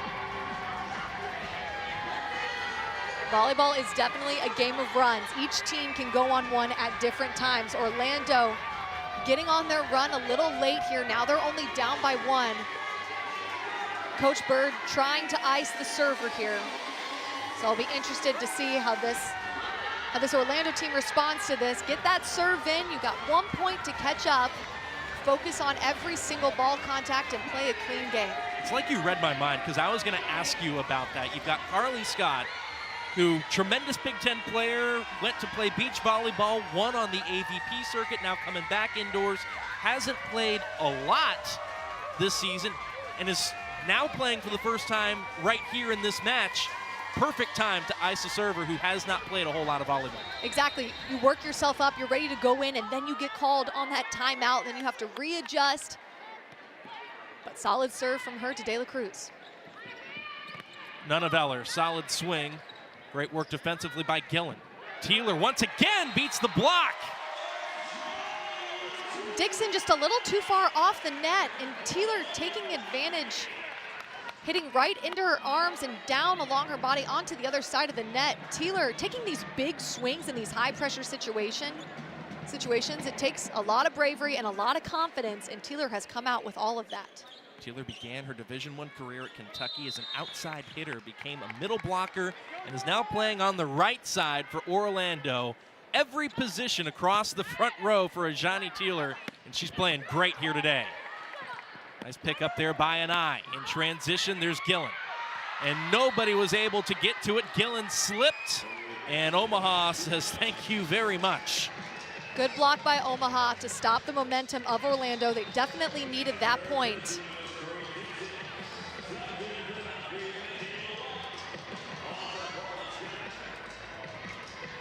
First to 25, win by 2 for the set. Omaha closing in.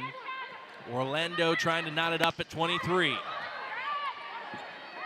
Valentine Anderson, back set, Cartwright picked up by Murphy. Teeler will look for a touch call. It's not going to come in. Point Omaha. And it looks like we may have a challenge. And we do. Well, you're not going to carry them with you. Every team gets 2 per set. Orlando wants to take a look and determine whether or not there was a block touch. This is not a Bolt 6 angle. This is one of our cameras in the house here at Edition Financial Arena. But there are also 22 Bolt 6 cameras that can determine down to the millimeter if a ball was touched. It's really cool technology. Some of the things that can be challenged, whether or not there was a block touch, that likely what is going to be looked at here. Net vaults, antenna vaults, foot vaults, floor touches versus whether or not a player got a hand underneath there for a pancake. Last touch above the net in a joust type situation as well. No in or out. Bolt 6 takes care of that on its own, makes its own calls. And again, we're going to determine whether or not there was a block touch. And there was. Amy Pauley, with ice in her veins, winked at the camera, and then the call came in. Wow, and you might as well have called that challenge right there. I didn't see a touch from all the way up here, but she must have saw something, and that changes the game entirely. Now Omaha doesn't have set point. Now the game is tied at 23-23. And that is why Bolt 6 technology is so darn cool. Tight set, Orlando knocks it back. Cartwright on the attack, and this time Omaha stands at set point. No challenge coming in from Orlando there. Cartwright is another one of those players that has come into this lineup with a lot of confidence, making big swings and brave swings in high pressure situations right there, getting her team within 1 set point. Boy, brand new player, at least with regards to this match. Paige Briggs stepping in. Murphy picks it up on serve receive. Pin to pin, Gillen. White spins on the pass. Gillen again, rejected, and Omaha wins set 3. They hang on and find just enough. What a set, what a match to this point. The Supernovas led by 6. They win at 25-23 for a 2-1 lead.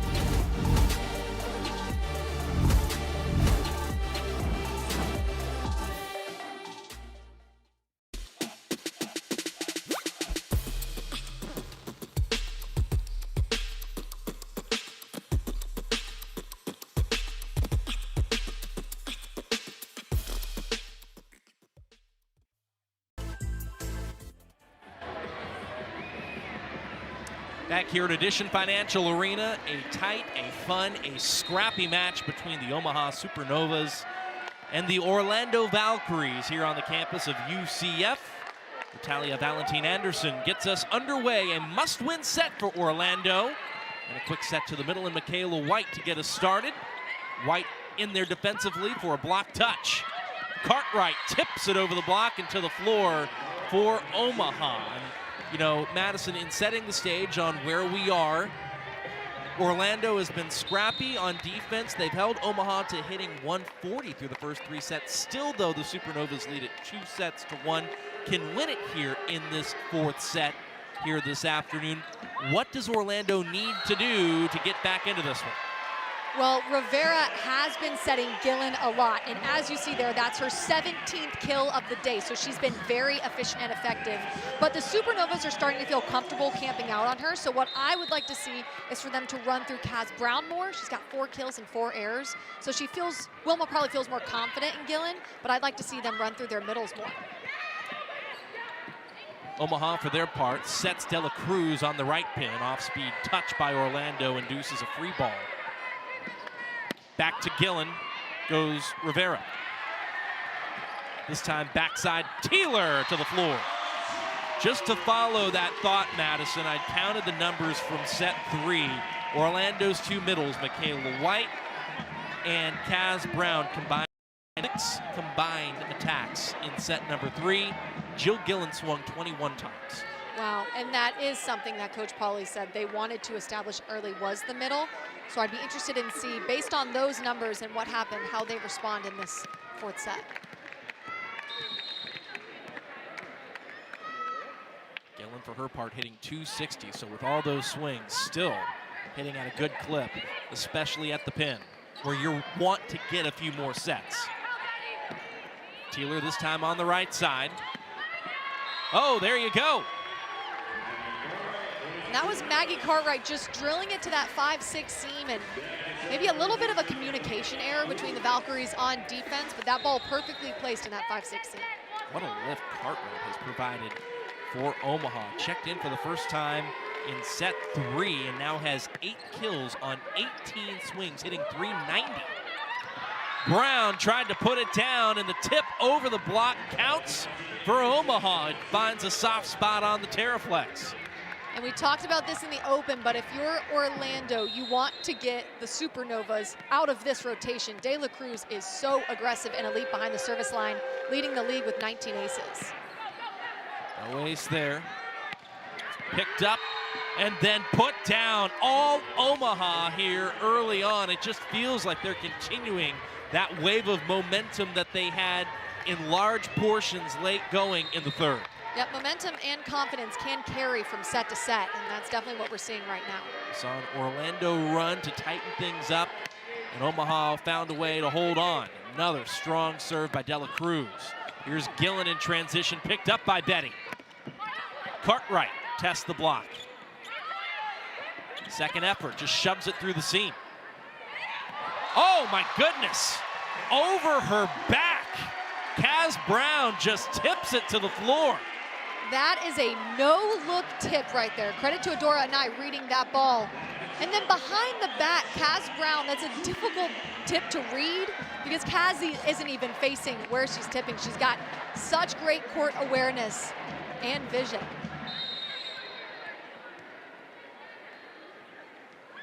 That'll get some people out of their seats.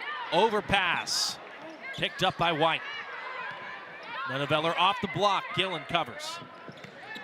Brown now on the slide, White retreats. Free ball to the Valkyries. Gillen off the block. White there to cover again, but it's an over dig.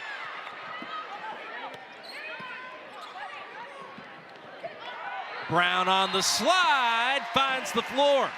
And that's what we were just talking about. Yep, sorry, I got excited. Run Kaz Brown on that slide. See there, Dixon not able to close that block, and that set's still a little too far outside, but Kaz Brown saw the open court, has a lot of body control and tipped it right to it.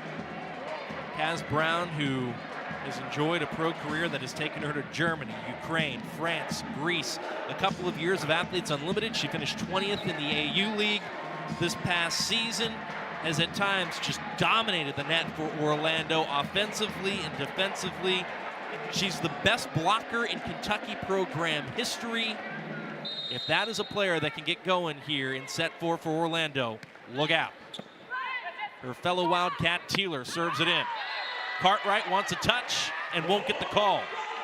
I think Omaha might challenge. They will. I saw the finger go to the monitor.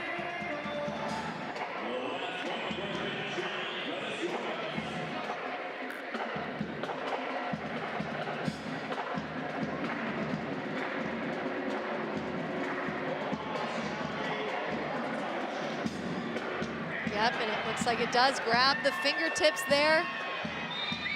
Solid challenge, and then when you challenge and you get it correct, you get that challenge back. So the Supernovas still have 2. Cartwright was confident, indignant, actually, and there was no time wasted to go to the tablet and induce that challenge. You only get 7 seconds to do that, by the way. And if there's a mid-rally point that you want to challenge, you got to be confident to make that call within a 7-second window in the middle of a rally to stop it, with the penalty of being wrong being you lose the point because you stopped it. Exactly. This Pro Volleyball Federation is faster in so many ways, and that's one of them. And then the challenge comes back immediately because it's objective, and both 6 can identify it immediately. So it's a faster game, and right there, a quick arm swing, kill for the Supernovas. You said faster. That was a heat-seeking missile from Nunaville. She has all that power, all of that momentum in her approach, and when she gets going, she lights on fire. A player that Coach Bird describes as one of the nicest human beings on the planet. Oh boy, but she can turn up the intensity, and so too can Kaz Brown. And that's why you run Kaz Brown on the slide. You see there, Vuchkova holding in the middle, not tracking her all the way to the pin. Thinking maybe that set may go to Adora Anai, waited too long and wasn't able to close that block. Brown goes cross court on the service attempt. Nunneveller off the block and down. Nunneveller, who played in 6 of Omaha's previous 7 matches, recording double-doubles in 5 of them. Just tremendous in both the back row and the front row. Continuing that trend here today. MK White rotating to the front row for Orlando with the tip. This time Anai looking cross court will find the sideline. There's Anai in that 5-6 seam again, right in between Kendall White and Nunneveller, deep into that corner. Just circling back to Nunneveller for a second, I mentioned the double-doubles.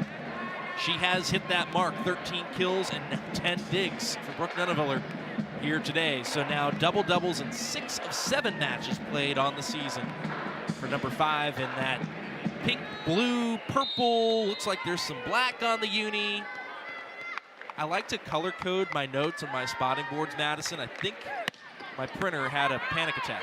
Yeah, your spotting board is absolutely gorgeous. They have beautiful uniforms, beautiful colors and jerseys. And just to your point on Nunneveller, she's been a 6 rotation player for a long time. She's got a great read on defense, and she knows her identity as an attacker. Really confident from every single area of the court. Yeah, make no mistake about it. I am not in any way making fun of those jerseys. I think they are insanely cool. And that is a really cool sequence of defense. Orlando finds a way to get it over. Nunneveller just airs out from the back row off speed. Oh, yeah, there you have it. Open net, Vuchkova puts it down, cross court. Vuchkova swinging through that seam with so much power and intention. That was a quick set, so Michaela White wasn't able to get that block close. And that right there is what it looks like when everything is timed perfectly and she gets a good snap on that ball. All 16 years of professional experience showing off right there. Kristina Vuchkova on the Bulgarian national team. She's been a pro, as you mentioned, Madison, since 2008. Has played in Bulgaria, Italy, Azerbaijan, Turkey, and China. There's Dixon off the slide. Gillen picks it up in the back row. Nunneveller drops the hammer. Thieler at the scorer's table. De La Cruz off the block and down. De La Cruz with that smooth arm swing, tooling high off the block. It was a good block touch, but there was no defenders back there to dig it up.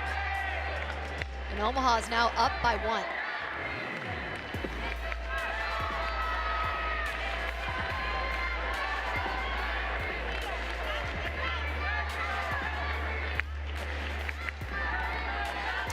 Vuchkova back to serve once more. Simply put, one of the best blockers out there. Has done it, has received numerous Best Spiker and Best Blocker awards in international competitions like the Euro Games and the Euro Championships. Just this past year in the Chinese League, where she last played as a professional, was voted as the best blocker in that league for the second time in her career. She can just flat out get it done. I'm not sure what the delay is for here. I don't believe anybody pressed a challenge. Oh, and I see it now. There's Ashani Thieler getting some treatment. Looks like, oh goodness. Looks like she's bleeding. That might have happened when she ran into the scores table. Blood, sweat, and tears out here. No one wants that ball to drop.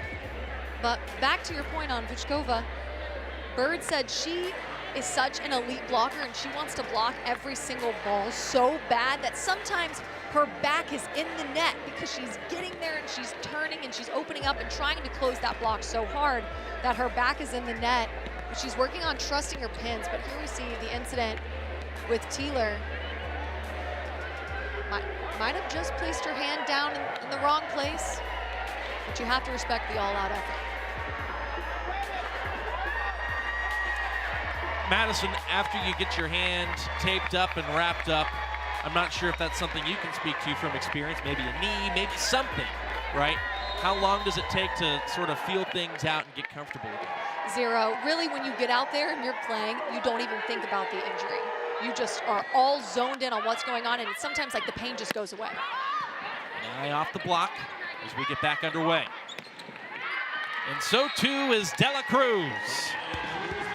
De La Cruz a little quiet in the first 2 sets, but just has absolutely come alive and come up big when her team has needed her. She's that extra push. She's that it factor that her team rides on to win. The Dominican national team with De La Cruz on it finished 5th in the London Olympics, finished 8th in 2020.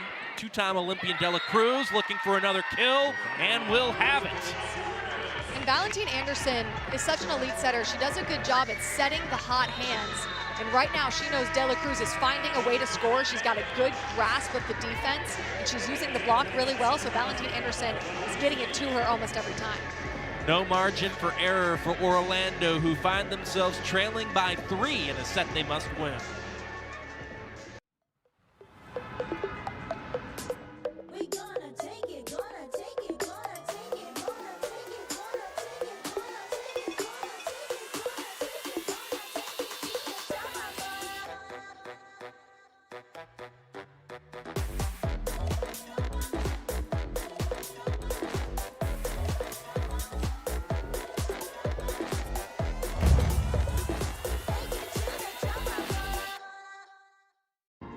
Finally over. A concept years in the making becomes a reality tonight. We have stars that are sure to make a splash in terms of heads. There are stars everywhere you look. No secret that tonight's going to be epic. Prepare to make history. And we are underway. And what a start. And a serve for Whiteley.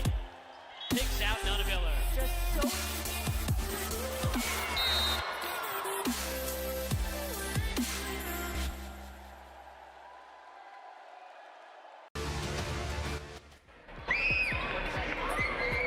Omaha leads it 2-1 and 11-8 in what could prove to be a decisive 4th set. As we get set to get back underway, and after the Ashani Thieler injury, it looks like Orlando is going to use a sub and bring in Melissa Evans, number 3, who, like Carly Scott, got the start for Orlando in Omaha. 7 kills, 7 digs in that one for Melissa Evans. She checks in for the first time here this afternoon. Back underway. Orlando trailing at 11-8. Adora Nye attacking off the right pin. And there's Dela Cruz with another kill. Dela Cruz sees the court so well and has so much ball control over every single swing. She has such command over where she places these balls. That block was closed on her. She knew that, so she swung high over those hands to the deep corner. The best outside hitter at the Pan American Cup 4 times, was the MVP of the NORCECA Olympic qualifiers. There is something to be said for a player like Dela Cruz, who in addition to all of that, in her international career has won 8 golds, 9 silvers, 6 bronze medals. Something to be said for somebody who knows quite simply just how to win. Exactly. She has years and years of experience of winning and being the best of the best.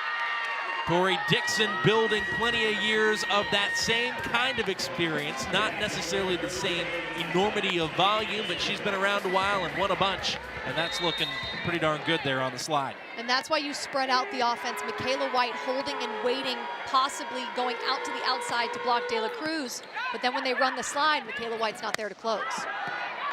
Nye back row. Cartwright off the back set, this time hammering it off the block. Gillen, cross court, Kendall White, nice up.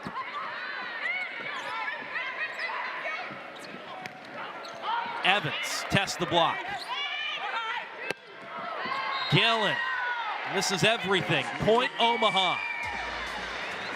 And let's go back to Kendall White, who has been such a leader of this defense so far today.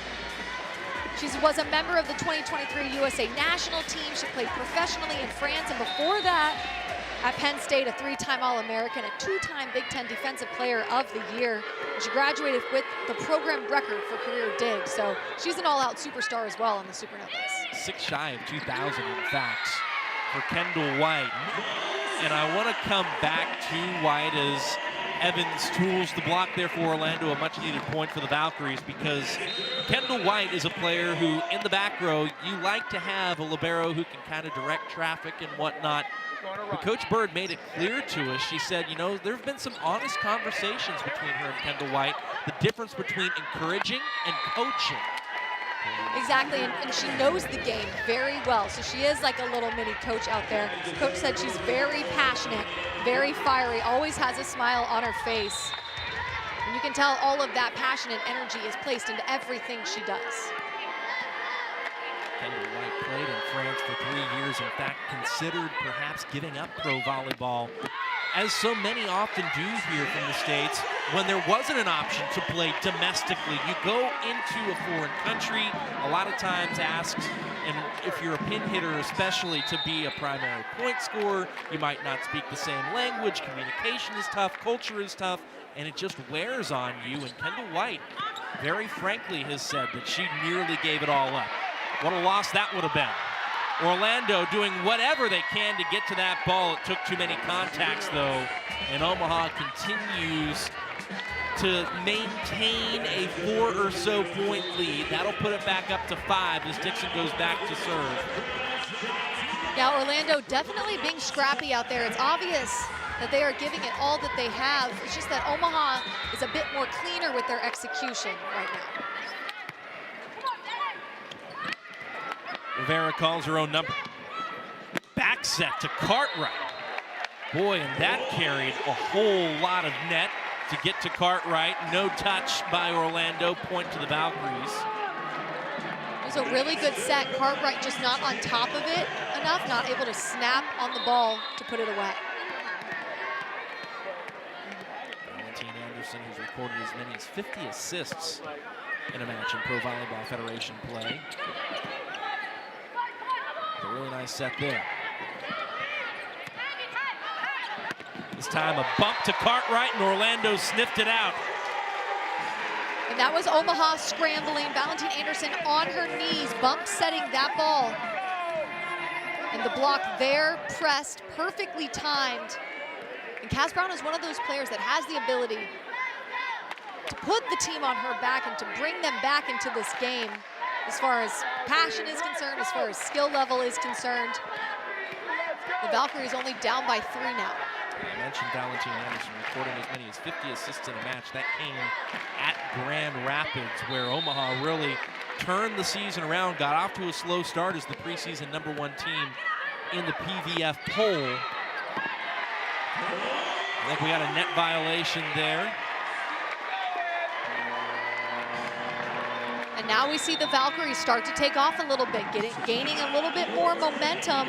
Smart timeout by Bird. So Omaha seemingly on their way to a 4-set win. That could be in flux. Orlando back within 2. NCAA women's volleyball will never be the same. Students of the game will study this era for generations. But we're only getting started.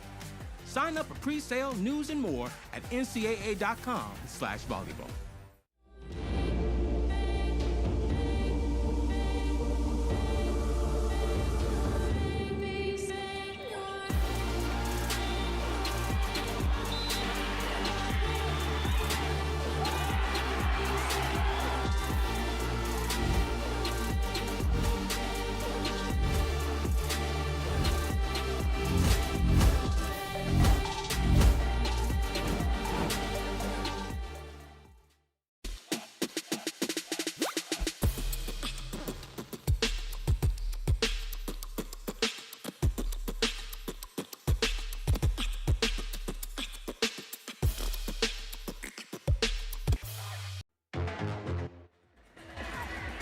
Natalia Valentine Anderson called for a setting error going above the level of the net there as she charged up to the front row. As a back row setter, broke that plane, and so that was the point that was awarded to Orlando, who now trails by 2. Valentine Anderson out to the pin. Orlando pancakes it and keeps it up, and I believe this is the first time I have seen a mid-rally challenge. Omaha is certain that ball was down. Yep, they called it immediately.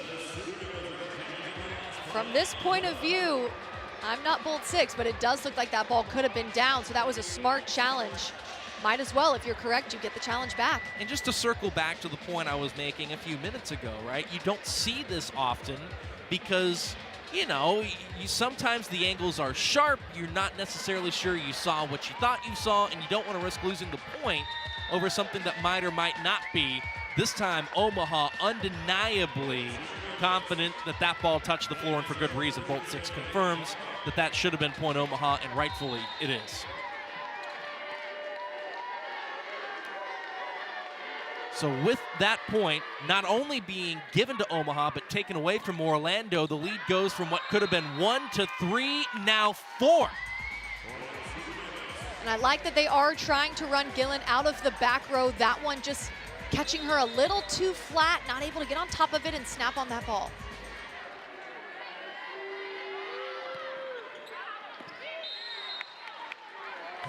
That just missed. And that's good. If you're Orlando, you want to stop that run as quick as you possibly can. Omaha's got a lot of momentum right now. That was a solid float serve, moving and diving and dipping, but just a little too far out. Dela Cruz jammed up on serve receive. Nunneveller off the edge of the block. White digs it up and out. Point Omaha. And Nunneveller right there finding a way. The block was set. It was on her. But she is so dynamic and has such good control over where she swings at that ball. She identified the block and swung around.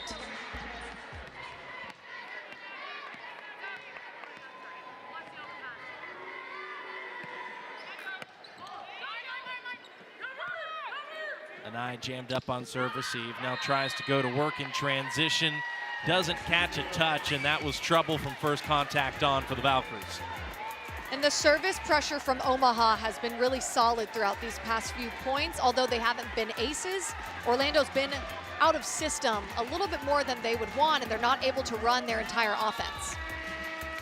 And Amy Pauley watching her team go down by 5 here in this potentially decisive 4th set. Calls timeout. Orlando must win this set to extend the match to a 5th. And it hasn't been a match where they haven't had their fair share of opportunities. Omaha hung on to win set 3, 25-23. Orlando had 4 set points in set number 1. This match could be entirely different at this point in time. Instead, it's Orlando who's going to need to figure out something, and quickly. Where do you start, Madison? Well, just looking at the stats, Omaha has been more efficient. In this 4th set, they're hitting 3-1. De La Cruz has 4 kills, hitting 4-3, and Maggie Cartwright has 4 kills, hitting 1-5, and Nunaviller has 4 kills. So they've done a good job of being efficient and spreading out the offense. And for Orlando, they're hitting at 11. They're just being not as clean with their offense. They're putting themselves in the right position. They're making good plays and good digs. There's just been a few too many unforced errors late in the set. It'll be Nunaviller back to serve. And Thielen launching from the back row. Nunaviller dives for it to keep that ball up. Anai rockets that one just over the tape, and I think off a blocker's face, and it ends up being a point for the Valks.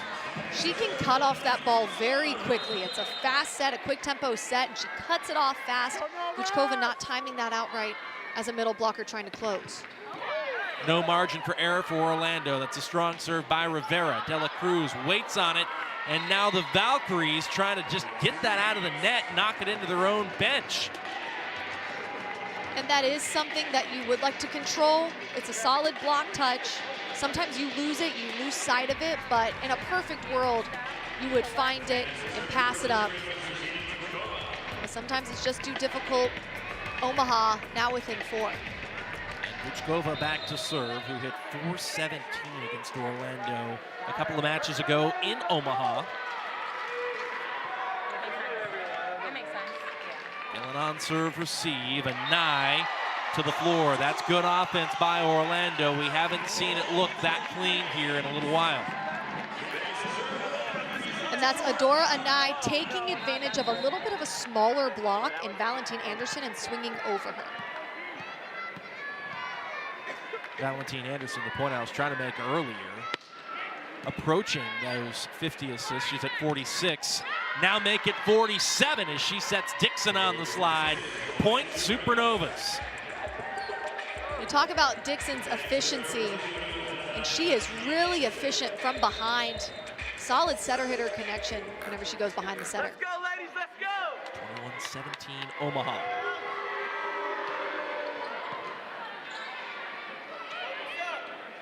Gillen beats the block. And Gillen has such hang time. She's hanging in the air and then swinging at its highest point. The block not timed up perfectly, and she takes advantage. They're on their way down when she's attacking that ball.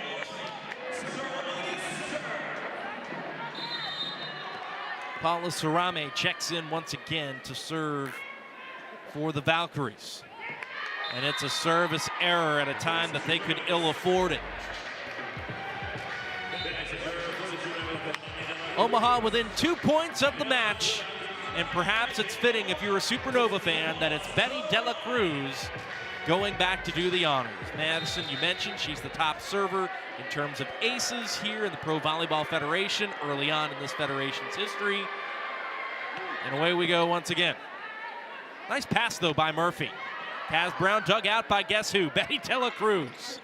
Cartwright off the block. Back row, Anai into the net. And just like that, Omaha stands at match points. And back to De La Cruz. This is a crazy stat. She has had 6 aces in 2 different matches so far this season. Impressive stuff. And Omaha has been impressive to this point. Orlando's jammed up on serve, receive, and that will do it. A super showing by the Supernovas here in the City Beautiful. They win it 3-1. It was a confident performance by the Supernovas. Every single area of the court really came together when it mattered most. They dropped a set, but they cleaned it up nicely and rallied back to take it in 4. Well, that'll do it, at least so far. We'll come back and put a wrap on this match after these messages. Omaha comes on the road and beats Orlando 3-1.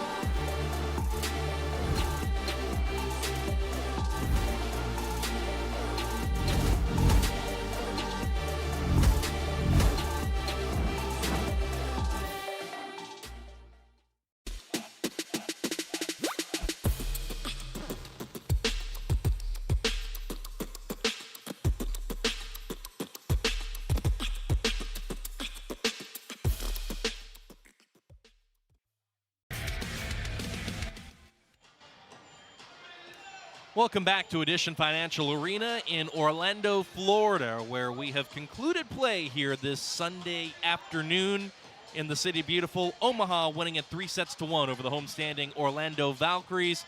As we take a look at our highlights here, Sean Davison, Madison Fitzpatrick breaking down what's been a fun match to call here today. I mean, it really has. The Omaha Supernovas did such a good job at spreading out their offense. So many players were involved from the very beginning, but Orlando fought back and also spread out their offense really well. Wilma Rivera, one of the best setters in the league. Here we see Teeler coming into the lineup and making an immediate impact, having a standout night. Maggie Cartwright is another one of those that came into the lineup, first time playing, and had a fantastic performance. And let's take a look at the stats here. We've got tied for the aces.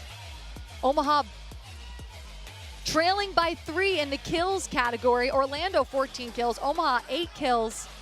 But overall, Tori Dixon for Omaha, she was dynamic from behind. Brooke Nunaviller, 12 digs, 15 kills. De La Cruz, 16 digs, 9 kills. Cartwright, who came into the game, like I said before, 10 kills. So Orlando fought back really well and also had a fantastic performance, but the Supernovas just edged this one out. Yeah, they certainly did. Omaha in the middle now of a 3-match road run. Next up at Atlanta, Orlando gets back to work next weekend against Grand Rapids. We look forward to chatting with you then. For Madison Fitzpatrick and our entire crew here in Orlando, Sean Davison saying so long.